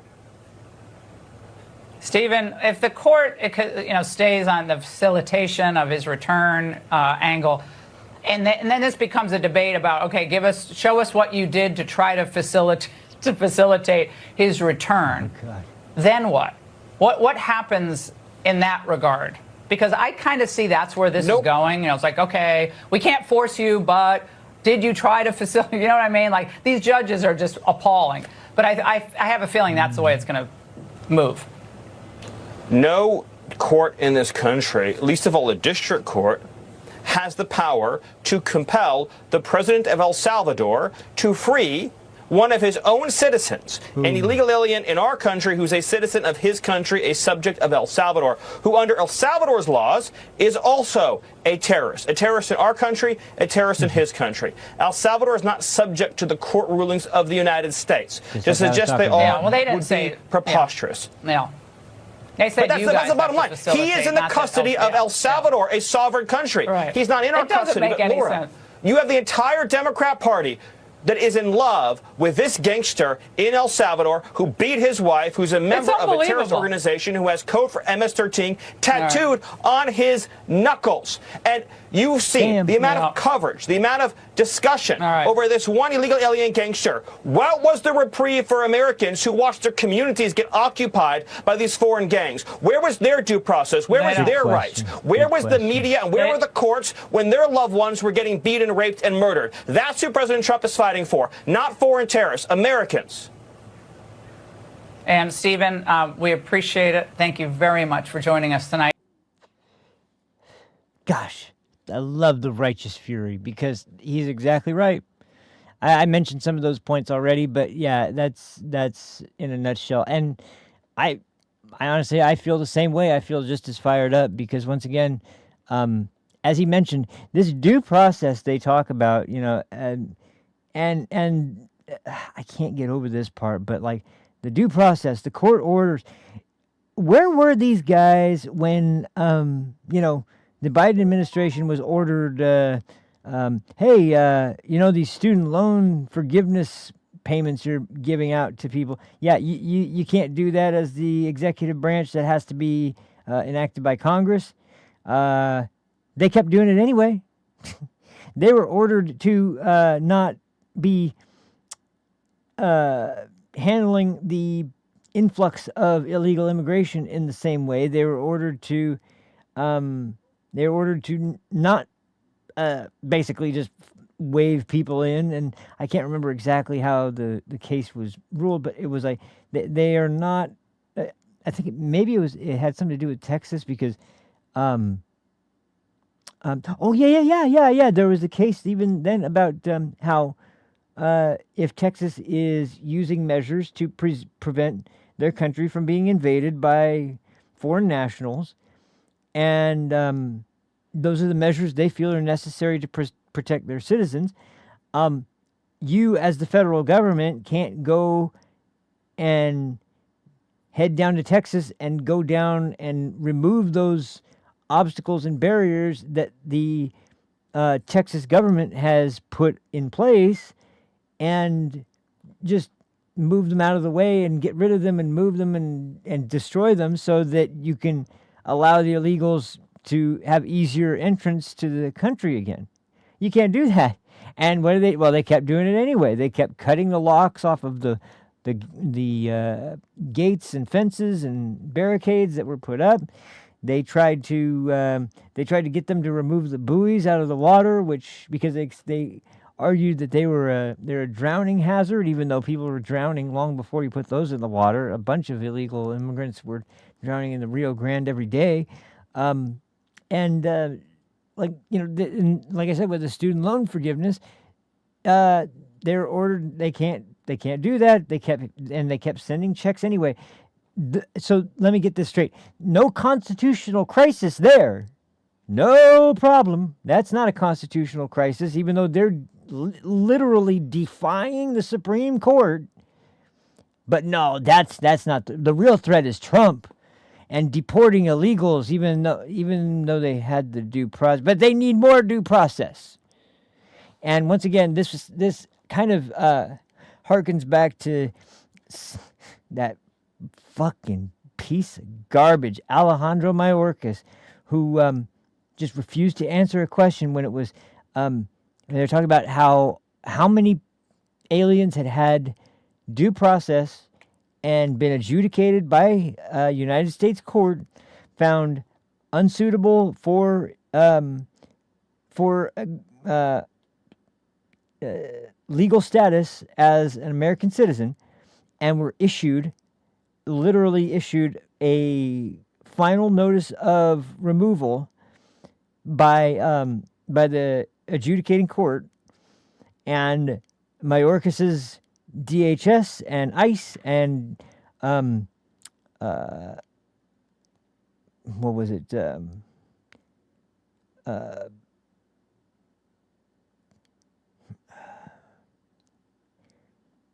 CBP, Customs and Border Patrol, and all those groups. They weren't allowed to touch them. They weren't allowed to get rid of them. They weren't allowed to move them. They weren't even allowed to look into where they were. And once again, they weren't allowed to go look for the hundreds of thousands of missing children. They weren't allowed to. None of it. They're doing all right, man. Been a lot of events around here. I'll have to talk to you soon, actually. As a matter of fact, maybe after the show, I'll try to hop on and see if I can find you, because it's been a while. But yeah, they're doing all right. There was a little bit of a weird situation going on not too long ago, but it's cool now.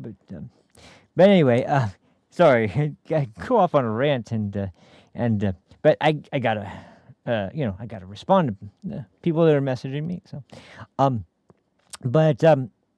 anyway, it's beyond belief. It's beyond belief that rules for thee, but not for me. And once again, we just see that time and time again with the Democrats, and it's getting to be a situation where even Democrat voters are starting to get to a point where, like, okay, enough's enough. This is ridiculous. We don't like the Republicans, but these Democrats are ridiculous. This is even stupid. There is no point in these stances that they're taking, because we're suffering. And you notice that with a lot of black communities and Hispanic communities, of legal Hispanic Americans, legal Mexican Americans. They hate what's going on with this right now, because these immigrants that have come in illegally are given first-class treatment wherever they go. They're given free phones and free food and free this and free that. But the actual citizens who have been here and deserve it, to hell with them. Whatever.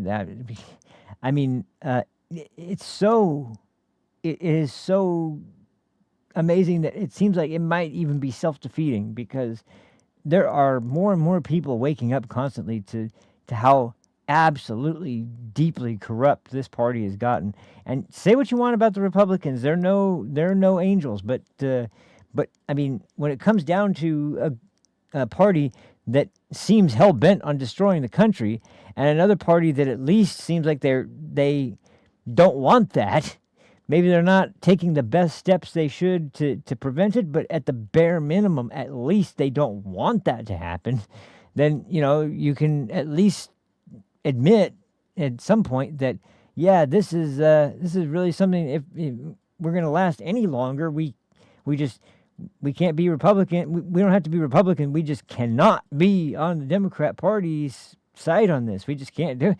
And it's starting to be like, the approval rating of Democrats right now is something in the 20s. Like, it is lower than it's ever been. It's insane.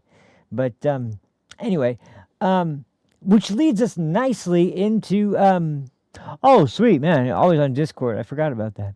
I need to add MLA too. He actually sent me a friend request the other day, and I forgot to add him. I need to add him though. That leads me nicely though into probably one of the most appropriate things, and referencing the title of this story. So, if you hadn't heard, there were elections held for the vice chair of the DNC, and The winner was David Hogg. And in case you're wondering who the fuck's David Hogg, David Hogg, his claim to fame is basically twofold. Number one, and this is sad, so I won't, make more out of this situation than I have to. He was, I think it was the Parkland shooting. He was a student there. He escaped, but he had to be on the school grounds and in the area when the school shooter was there and murdering several of his schoolmates and it was a huge deal and so he was somebody that was interviewed a lot when after this one there was a huge amount of publicity around this one. I don't remember why specifically this one. I think it may have been, well, no, because Sandy Hook, I think that was more. I don't remember. I remember there was a lot of people murdered though. Anyway, so he of course kind of came out hard on the gun control advocate side, and but I mean he was 17 or 18 years old. I can understand being a little bit, but that leads into this next point, which I feel all the sympathy in the world for him for going through a traumatic event like that, but it probably is not a great idea being embracing the public attention during a time like that, because I think what you need in that time period is some time with people you trust, people you care about, people that care about you, and people that can help you at least deal with the traumatic situation. And instead, he's giving interviews and coming out and doing marches and holding speaking events, and really he's just a kid who doesn't know much about anything. And what really kind of set the whole thing into motion, where it was really like, wow, okay, this kid's a little brat, was his big bragging point was how, and this is one of those things where I was like, wow, that's disgusting. President Trump called a number of the survivors from the shooting. Now, at least the ones that he could, I'm sure at least the ones that were making themselves publicly known, but so he called David Hogg, and his big claim to fame was that he hung up on the president. Wow, man, ooh, what a act of defiance, or the act of a snobby little kid who can't even act mature enough to say, "Thank you, Mr. President, I appreciate that, but I really disagree on your stance." Like, you can disagree and have a conversation about it, and I guarantee you that the president is going to act, not act, but he's going to be understanding. He's going to be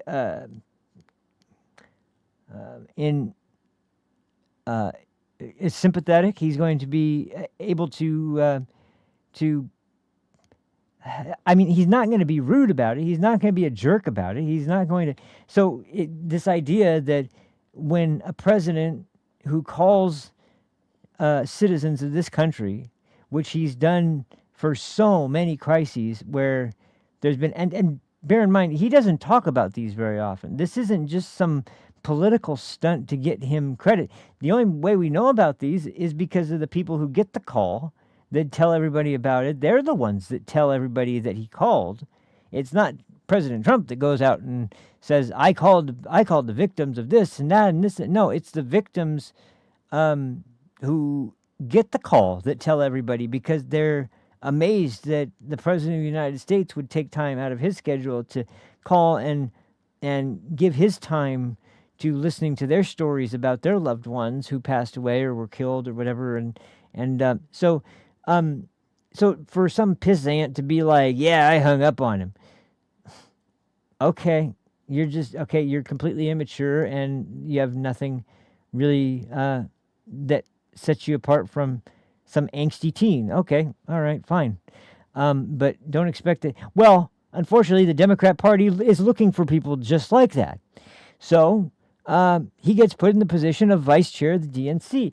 But it seems like they may be regretting that decision now, and the reason is that, like, in the same vein, I guess, as Bernie Sanders and AOC and their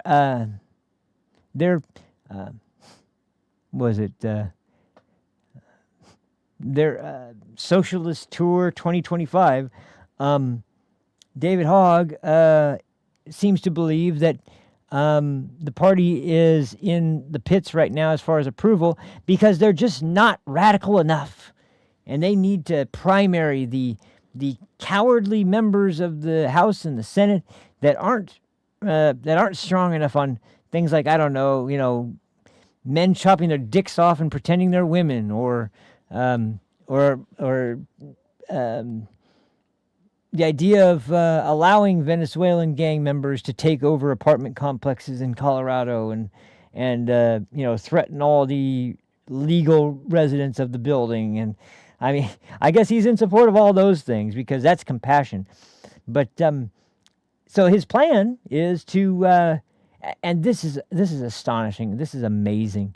His plan is to raise a bunch of money to primary the Democrats in Congress and replace them with more radical left-wing politicians that he thinks are going to be earning a lot more favor. And it's like, I mean, this is becoming a storm that is going to lead to the kind of Reagan blowout situation where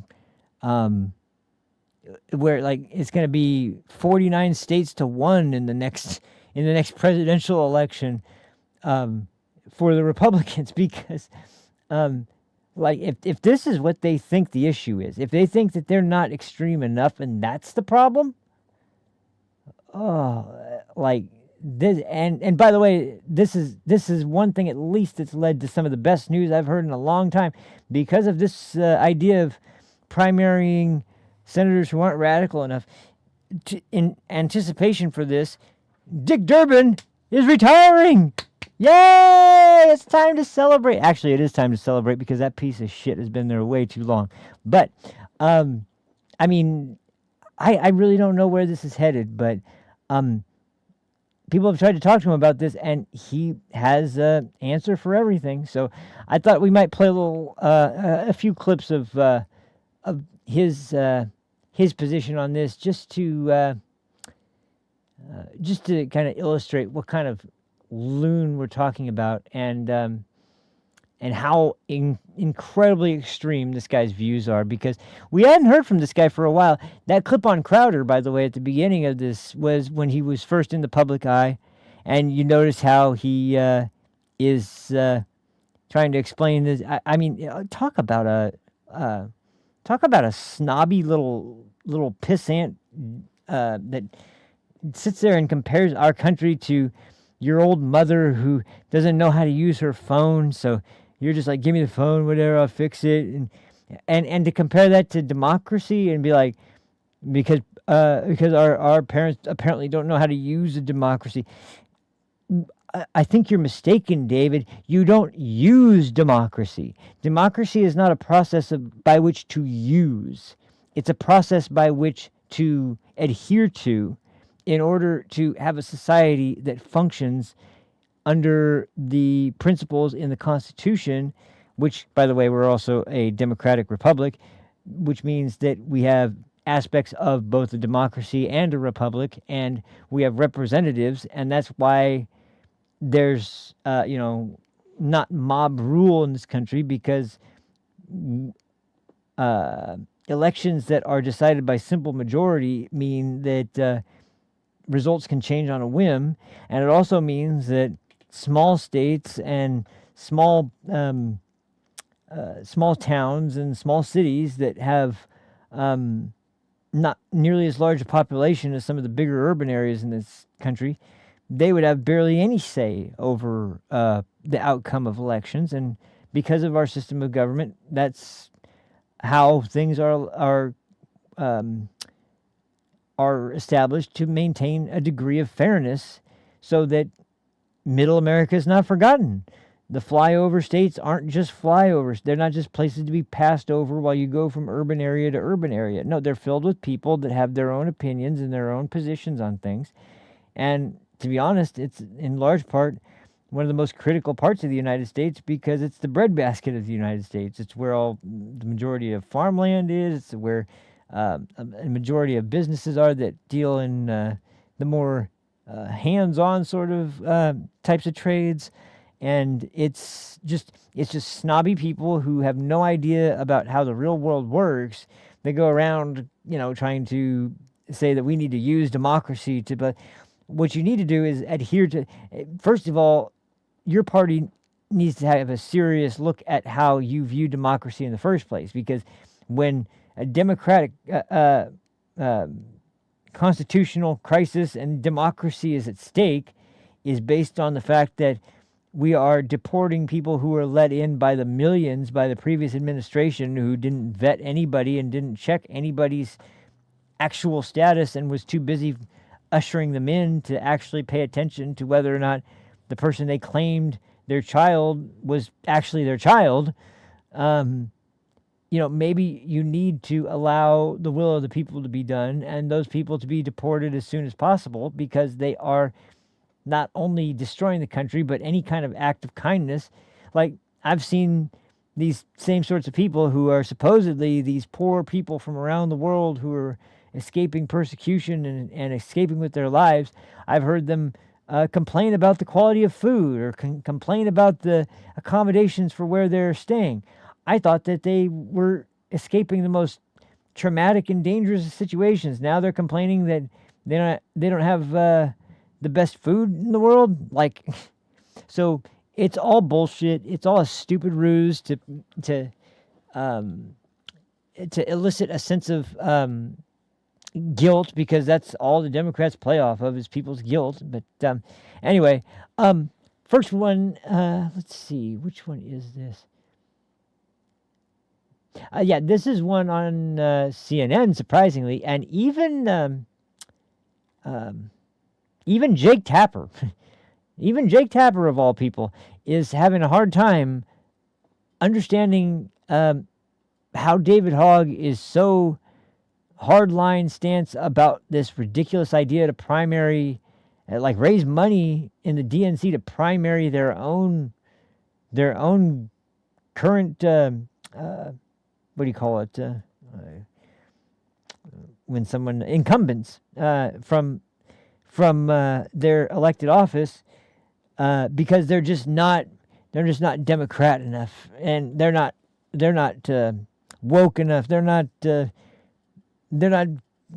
socialist enough. I don't know, but anyway, this one's pretty crazy. And the last one is a little back and forth between somebody who knows what they're talking about, but this one's just kind of a amazing sort of clip to watch, because Jake Tapper, who is certainly a pretty, talk about, you can't make an honest argument that this guy is not a complete bias hack, but once again, even he is skeptical of how insane David Hogg sounds. So let's pull this up and we'll check this one out first. That's right, and he mentions because all the senior Democrats and all the former advisors to Bill Clinton or Barack Obama or more prominent and older members in the Democrat Party, they're all very much against this plan. But once again, that's putting the voice of reason into someone who obviously is not reasonable in the slightest. So here we go. So here's James Carville. Here's what he had to say about your idea. Take a listen. The most insane thing I've ever heard is the vice chair of the Democratic National Committee is spending $20 million running against other Democrats. Aren't we supposed to run against Republicans? What's your response? What's his plan to deal with our 27% approval rating? That's my question to him. The fact of the matter is, Maybe right now, stop our acting party is in insane. a crisis. Carville believes in a politics of being timid, of hiding. I believe in fighting. But let's Carville be clear, does we not cannot believe win in back the hiding. majority Trust if we me. do not convince the American people that our party offers something that isn't just not Donald Trump, but is substantially better. We can't simply just hide, as Carville repeatedly promotes. Not to mention the fact that, frankly, he has not won an election since before I was born. I think it's time for some new voices in our In party. response to this idea of targeting some of your Democratic incumbents. Well, I look forward to forgot it standing wasn't just behind James every Carville. single Democratic incumbent, from the most progressive to the most centrist and all points in between. They're working hard in their communities, rising to the occasion this past week. But here's the thing. I'm going to really focus on trying to defeat Republican incumbents so we can take back control of the House of Representatives and begin the process of ending this national nightmare that's being visited upon us by far-right extremists. You heard Hakeem Jeffries. He actually seemed a little irritated with you or with the effort. He's like, I think we should focus on beating Republicans, not on beating Democrats. I think it's going to be a hell of a lot harder for us to defeat Republicans with a 27% approval rating, where we cannot simply go out there and say, look, guys, we're not Donald Trump, vote for us. We need to show people how the way that Democrats fight for democracy is by using democracy to revive There's the that American line dream, again. to help combat the rising costs of healthcare, of housing, of elder care, of childcare, and education, and making sure that we remember that our young people in particular, they are losing faith in our democracy, and people of all ages, because they feel like the American dream does not exist for them anymore. And the answer to that is using democracy with courageous Democrats that actually want to fight back against what's happening. Okay, so this is a twisted kid. This guy is a dictator in the making, to be honest. I hate to say it, but man, I don't know. This is why I said, when you're going through a trauma, the last thing you need to do is be in the public eye all the time, because obviously he's come out the other side a complete radical. And he keeps asking, what do you do about when you're 27%? I don't know. Maybe start looking in the mirror a little bit and not just, we need to get more extreme, and thinking about, well, what are people actually in agreement with and what are they not against? Because trust me, you got, what's his name? Harry something, at CNN, who always does those, polls in front of the white, in front of the big board that's got all the percentages on it and stuff. When you look at those numbers broken down, trust me, there's a way the Democrat Party could turn it around.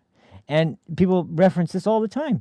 Bill Clinton's numbers were down. What did he do? He shifted gears, cracked down on the border policies, cracked down on welfare policies, made sure that there were some restrictions that were put in place on both those programs, reined them in, made sure that they weren't as extreme as they were before.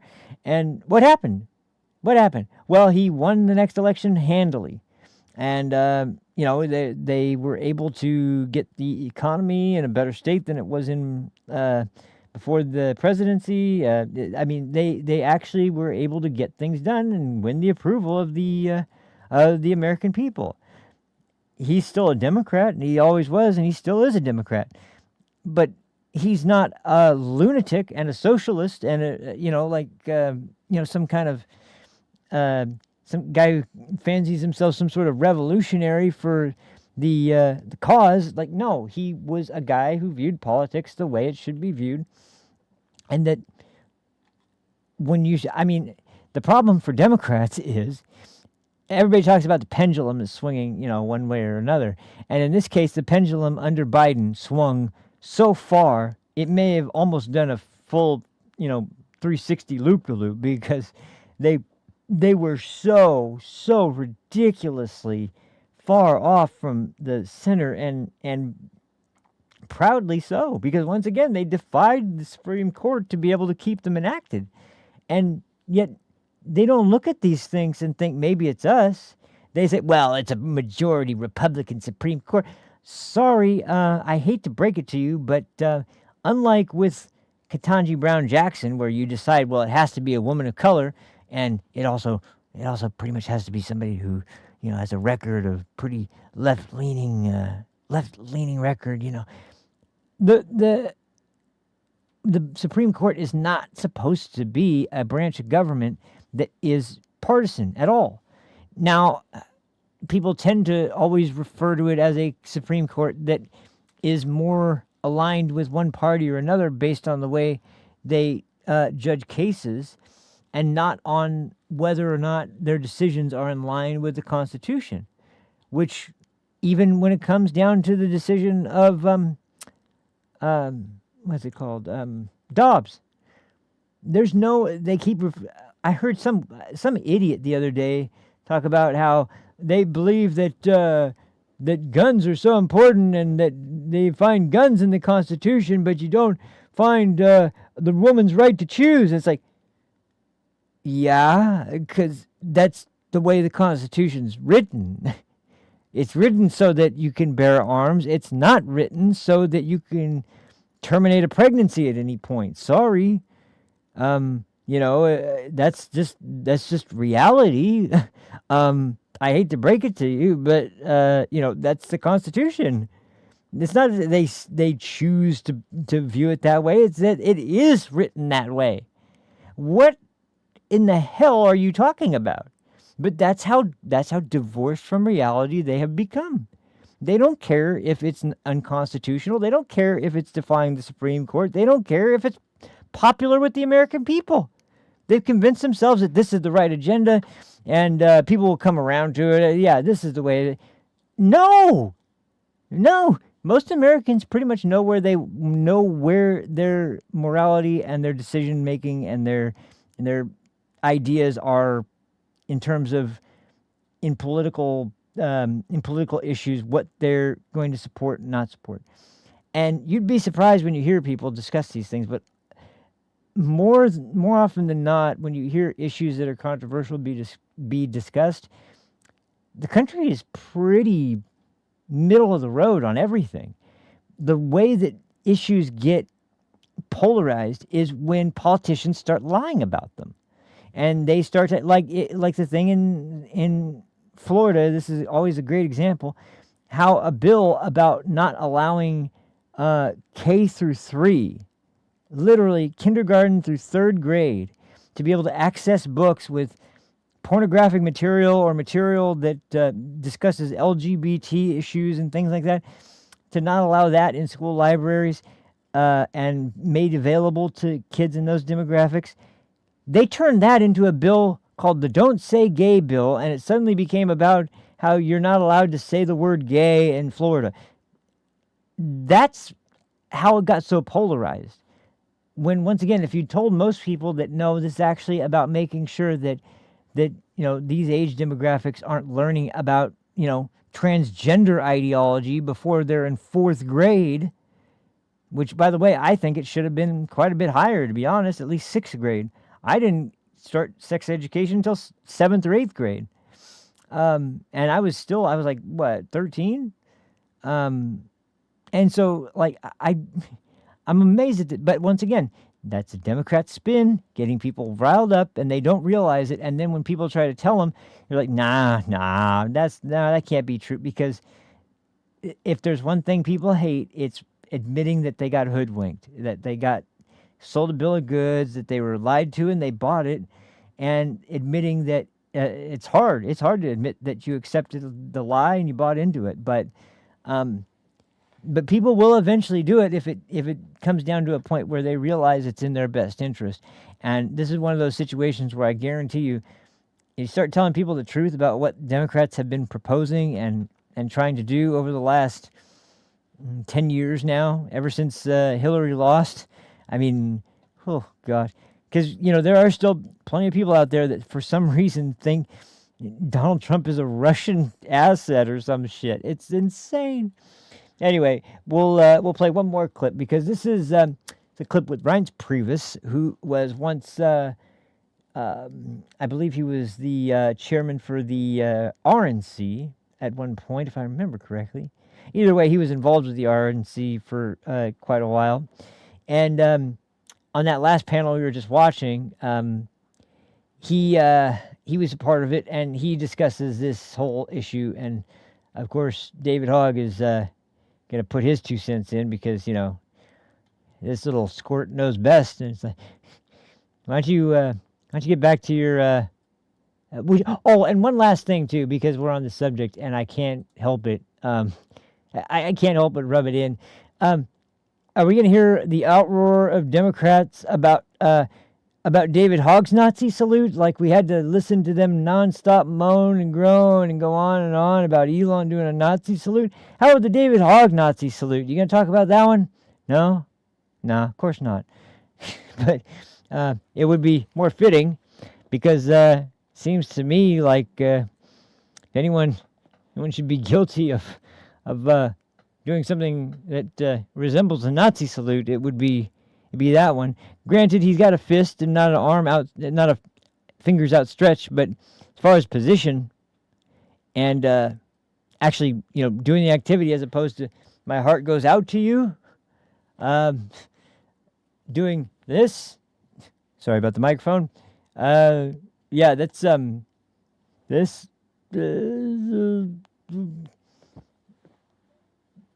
That looks a little bit more to me like, reaching out for the Sieg Heil. Anyway, let's do this last clip. This is David Hogg and former RNC chair Reince Priebus on the same show. And hold on, let me get this ready. By the way, my new system seems to be working perfectly because I've been able to find every clip I was looking for today by having them in this folder. So my new system is a success. I'm going to keep doing it that way because this is working great. But anyway, here we go. Let's get to it. This was not an MS-13 gang member, and you damn well know that. Oh, come on. He was yeah. not. Okay, And so you own keep it in the defending this administration. guy. Let's swear more because that makes us look tough, doesn't it? Yeah. The administration admitted this was wrong. In America, we have due process, and we are a land of law and order. We are a land of law and order. And this administration is repeatedly showing time and time again they do not care about what the Supreme Court says. They do not care about the rule of law. And you cannot defend sending people to another country. Just did a poll. To another country where they don't have rights. Think that that all denied illegal immigrants due process should be and so much deported, more. by the way. So you're losing your effort. So if you want to try to defend the constitutionality of deporting a illegal immigrant that's here, He checked in with immigration services every single year. He's here illegally. Irrelevant. The checked in Intel community, every Intel community agency and the White House say he is a member of MS-13. Hey, Reince. Okay, Reince. You made your point. And you're losing the political argument. Okay. Prove it? Listen to that. I mean, he tells him right there. I forgot that was a really short clip. But you hear the twisted, once again, this administration doesn't give a damn about the rule of law. I swear, this coming from the party of defund the police, this coming from the ideology that brought us such hits as, if you don't take the vaccine, you're going to get fired. Where's the constitutionality in that, Mr. Hogg? Where's the constitutionality in this due process, by the way, that you speak of? Where was the due process for the American citizens who, were fucking murdered by your little friend who just got deported? How about, I don't know, the fact that we have, once again, nobody has addressed it, hundreds of thousands of children working in machine shops, working hours in graveyard shifts, working as in meat packing plants, and also, unfortunately, working in child sex slavery. And the Democrat Party didn't even bother to fucking follow up to look and try to find out where these people were. Where's the due process in that, David Hogg? I'm sorry, but you're super concerned over these fucking illegals, over any American citizen? You can go fuck yourself. I think you need to spend a little bit more time dwelling on how it is that you got to be such a whiny little prick and an entitled piece of shit, and a little less time all over these networks raving and ranting like a fucking lunatic for your extreme leftist point of views. I'm sure you hate guns now because of which I don't blame, at least in theory, because of the actual events that happen around you. But once again, maybe that is just a little bit of a sign that politics might not be your wheelhouse. Maybe it's not where you belong, David Hogg. Maybe you belong somewhere else. Maybe you belong in, I don't know, preventative education, in preventing people from going down those roads. Maybe you belong in places that can help with mental health checks, with having some sort of system to make sure that, because as we found out, so many school shooters are on God knows how many different psychiatric medication for depression, anxiety, bipolar, ADHD. They're on some kind of medication that God knows if it's tested. Hopefully RFK Jr. looks into this too at HHS. But you want to talk about who gives a shit about American citizens and who gives a shit about the rule of law. This administration has got it in spades over the Biden administration, who, by the way, never faced any consequences for the lab leak lie about how there's no way it could possibly have come out of a lab and we're going to ban you from social media. The disinformation governance board that they insisted was so important. This crackdown on free speech, the arrest of evangelicals and pro-life Catholics, the persecution of family members at school board meetings, even when they are going because their daughter was fucking raped by a boy in a dress in a girl's bathroom, but we got to protect the rights of trans people. And now they're mocking, I've seen them recently, mocking that girl that got spiked by a volleyball in the face by another transgender lunatic and got a fucking concussion from it and spent months in physical therapy. But you don't give a shit about that. No, because they're not marginalized. They're not part of some poor group that has been... Go fuck yourself. Seriously? Go to hell. Grow the fuck up. And then maybe we'll listen to you. But I don't anticipate that happening anytime soon. Because it's clear that you are quite happy to be a juvenile little prick. And I don't mind. I swear like a sailor all the time. So I don't give a shit if I got to come down on you like this. You are a fucking little brat. And you had all this time in the spotlight with Anderson Cooper and all your little buddies on MSNBC and CNN, and they hyped you up to the moon as this pro-gun control advocate that was going to make the case of coming from the poor children of victimized by mass shootings. I bet you don't even know the statistics on mass shootings. I bet you don't care to know the statistics on mass shootings, because if you did, you know that most of them don't happen in schools. Most of them don't happen by the hands of white people. Most of them involve gang shootings. So as far as everything else goes, once again, you probably also don't give a shit about the fact that most guns that are used to commit homicide are all illegal guns. And like, once again, your brain hasn't gone there because you're too young and too stupid to know it. But that's why you have no place being a vice chair of the DNC. You have no place being vice chair of a freaking fast food organization. So, I mean, the fact that anybody would vote for your fucking dumbass is just another sign. But I mean, this is coming from a group of people that had to have, this number of white people, this number of black people, this number of women, this number of men. And if there's a non-binary person, they can fill the both roles. This coming from a party that's so psychotic, they have rules like that around elections for their national committee. So you're right at home in the party, but I think it's time the party learns a little bit of the error in their ways, and a little bit of time is spent on some self-reflection to recognize the fact that you have gone in a direction that is so self-destructive that at this point, allowing people like that to have any kind of degree of control, say goodbye to America. So, and thank God, I mean, I don't like to use such a strong statement, but thank God that Donald Trump won that last election. Because if if he hadn't, and we had been under President Harris right now, oh God, I don't know if there would be much of a country left already anyway.